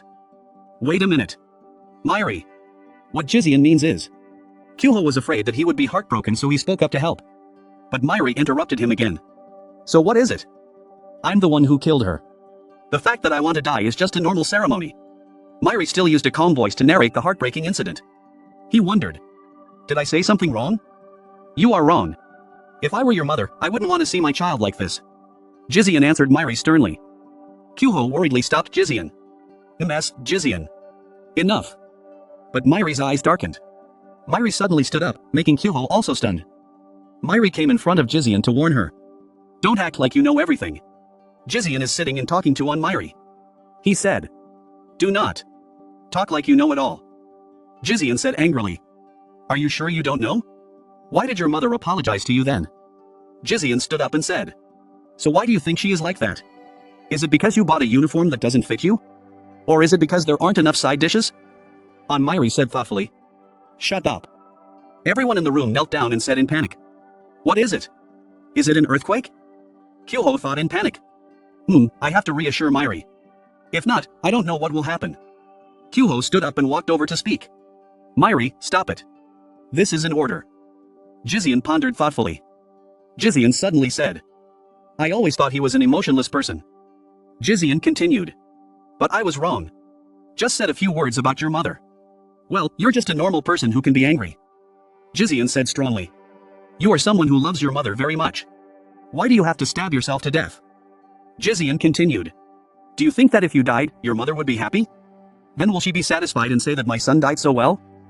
Myri said angrily, still continuing to babble. Jizian said firmly. His mother knew he would turn out like this. So then she apologized to you. Jizian said sadly. She apologized because in the future he had to live without a father or mother. Myri seemed to awaken. In the auditorium, Jizian gently advised. Myri, please let go of the mother you always keep in your heart. Jizian said quietly, it. Jizian said with a sad face. It was the only apology he could give his mother. Myri's face seemed to awaken. He thought to himself. At that time, their silhouettes overlapped each other. The image of Myri and his mother looking at each other affectionately made him think. Like that, my mother was standing in front of me talking to me. Kyuho looked up at the ceiling and said. The earthquake is over. Everyone in the room focused on Myri who was sitting in the corner of the room speaking. Myri. The old man in the room suddenly asked. What's up? Was the recent earthquake caused by that student? Kyuho replied in surprise. That. Myri sat in the corner of the room with her face on her knees. Myri's face was full of contemplation, he thought. Are not. Jun said with a face full of worry. I'm saying that if you want to get out of here, you have to kill the leader Rishuru. She continued. I don't know what the rules are here. But outside this famous camp there are protective fences. You can freely enter this place. But can't go out. Looks like that Rishuru guy has gone crazy. She cried and worried. Which means we have no other choice. Except having to fight Rishuru. It is also unknown what damage will happen in the process. As for the terrain here, I don't know very well. So coming up with a plan is very difficult. It's true that you are a genius scientist. But I accept the escape plan. Lee Kyung replied. I know. Jun breathed in relief and replied. Yes. Shion Nuri looked at the paper on the table and said. Can't escape. Lee Kyung asked. What do you mean? She replied. There is a high possibility that the human breeding farm is controlled by the leaders. So it is understandable that entering and exiting is not free. She leaned on the table and continued speaking. Jun will not know how the floors are structured. As for the current situation, she hasn't contacted me yet. The possibility is still alive. Think of ways to help people avoid thinking. Sometimes she just has to resign herself to the situation. Lee Kyung pointed and said. That's what she said. Jun said firmly. I knew Commander Nuri would say that. Truly a brilliant person. She thought, as a genius scientist, I only admire her. Jun rang in her pants pocket. Bell Eli. Bell Eli. Lee Kyung asked. What's that sound? Jun replied. Sorry. This is my alarm. Jun said cheerfully. Just remember the Bell Eli stick you used to make? This is the device that will clear the temporary memory. Also has alarm function. She continued. It's time for a shift change. So my alarm notifies me. Lee Kyung wondered. Suddenly someone came in through the door. Lee Kyung thought. Whom? She wondered. What to do? She crossed her arms and said. If Jin doesn't know anything, how can we get out of here? Shion Nuri replied. No worries.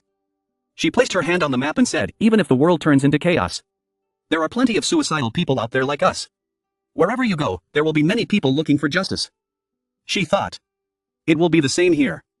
An image of a young man named Hoyoung appeared holding 2 large rolls of paper as he entered. Hoyoung walked into the room and said. What? Have you changed workers again? June? Today has been difficult. She replied. Yes. You too, Hoyoung. Hoyoung looked at the 2 manuscripts and said. Huh? He said thoughtfully. How is this? It shouldn't be that difficult to hide. Lee Kyung thought to himself. That hateful girl Nuri. Sometimes it's useful. She leaned her head in and asked. Let's see. This is the manuscript of the breeding farm. Hoyoung replied. What? She said smiling. You, come with us and get out of here. Hoyoung replied. What are you talking about? Lee Kyung picked up the manuscript and asked. This red line is the escape route. Hoyoung said confused. Hey, don't touch it. What's wrong with this person? June. June replied. That. Lee Kyung looked at the manuscript and continued. If you follow this path. Hoyoung said angrily. Hey, once you're done cleaning, go away. Don't joke. Lee Kyung turned to speak. Hey, I'm not kidding. Hoyoung thought to himself. She's not joking. What the fuck is wrong with her anyway? He snatched the manuscript back from Lee Kyung's hand and said. Return it here. What if you get caught by zombies? You're dead. Lee Kyung replied. Live. A zombie seemed to be receiving a painful blow. Lee Kyung pressed the monster to the floor. Hoyoung yelled. What the hell are you doing? June yelled. Captain? The zombie said. What? What is that? What are you doing? This dog. Lee Kyung replied. Shut up. Lee Kyung punched the other guy in the face and said, I say be careful with your mouth. The zombie fell to the ground. Lee Kyung said, It's so easy.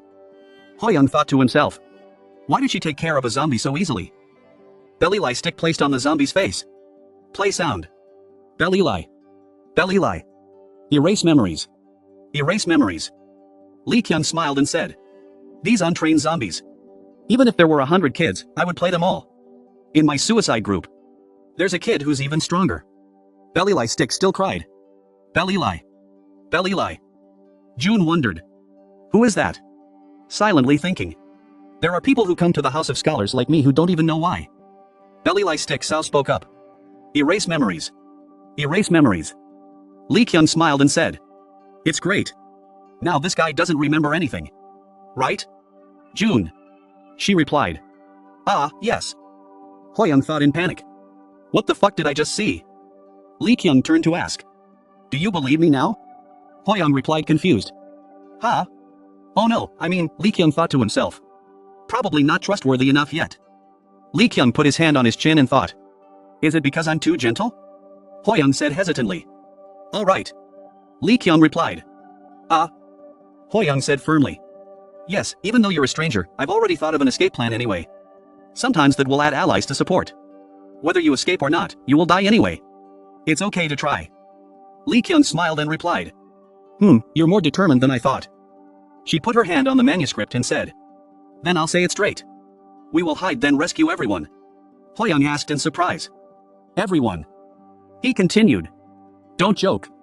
Do you know how many people are locked up here? Let's bring a few more people. Lee Kyung said. Impossible. Hoyoung replied in surprise. What? Lee Kyung continued. I know what you're talking about. But without them, everything would be meaningless. She said firmly. Sorry if this is very forced. But please believe us. Hoyoung thought to himself. What makes her so confident? Hoyoung's face was thoughtful. Based on what she just dealt with a zombie.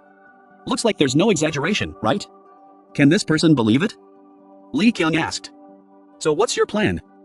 Hoyoung said nervously. They just see us as lower than flies. Guarding is not strict. Security was clearly very lax. So escape is not a problem. The problem here is fear. Hoyoung continued. The people here are extremely scared of the zombies here. Would they think about running away? Obviously if they had to fight zombies they would die. He said firmly. No matter what you say, no one will believe you. The main reason is that leader Rishuru. Lee Kyung asked. So where is Rishuru? Hoyoung replied in surprise. What? Hoyoung said. The one who can defeat the zombie one. Need to prove that, right? If you want to get out of here. Must kill that guardian Rishuru as well. Lee Kyung turned and spoke confidently. Then just kidnap him. That name is Rishuru. Hoyoung replied in surprise. What? Silently thinking. It will die. He thought worriedly. She's really crazy. The next morning with blue sky and white clouds. The voice came out. It's time to work. Move quickly. Meeting Rishuru is not that difficult. So humans and zombies must all gather tomorrow morning. At work time. Rishuru was looking down at where everyone was moving. Want to erase people's fear. There's no better place than this. Jun and Hoyoung both lowered their heads in fear. Kyuho was sweating nervously. On Myri's face was cold. Lee Kyung said. Very good. Let's get started. Rishuru stood tall.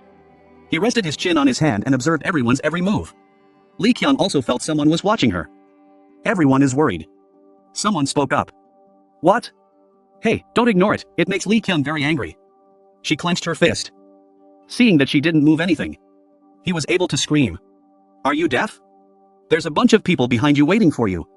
People in the back also started to stir. What? Why haven't you gone yet? Is the road ahead blocked? When he saw that, he screamed. Hey, what's in front of you? He was so angry. His hand grabbed her shoulder. His face grimaced and he asked. Hey, hurry up and go. Lee Kyung put all his energy into it. She stood straight with her hands clenched. Lee Kyung shouted. Did Garam hear anything? The train is in front of the main gate. A loud sound echoed throughout the building. Lee Kyung continued to scream loudly. The place when we just got here. We will also escape right there. Dango and Garam were eating when they heard Lee Kyung's voice, staring them. Eye shaped like O, mouth shaped like a, Garam asked in surprise. What is it? Dongo asked her. Is it the captain's voice? Receive information from the captain. They quickly left. Garam requested. Move the ship quickly. Senior? Carry all these bags too. Dongo also quickly cooperated. Okay, your vocal cords are even better than those of the others. Lee Kyung's scream was so loud that everyone standing next to her was terrified. They asked each other. What the fuck is he doing? My ear almost blew out my eardrum. Are you crazy? Despite the scolding. Question. Lee Kyung remained silent. The big zombie was also affected by her. He was huge and ferocious and came before her. The guard screamed. What's wrong with you? That dog. Why suddenly scream? Lee Kyung didn't say a word. She hit the zombie in the face with one hand, sending him flying to the side. Rishuro witnessed her actions. Rishuro only spoke once. Wow. Lee Kyung said coldly. Don't you feel happy? Escaping from the main gate is the easiest way to get out of here.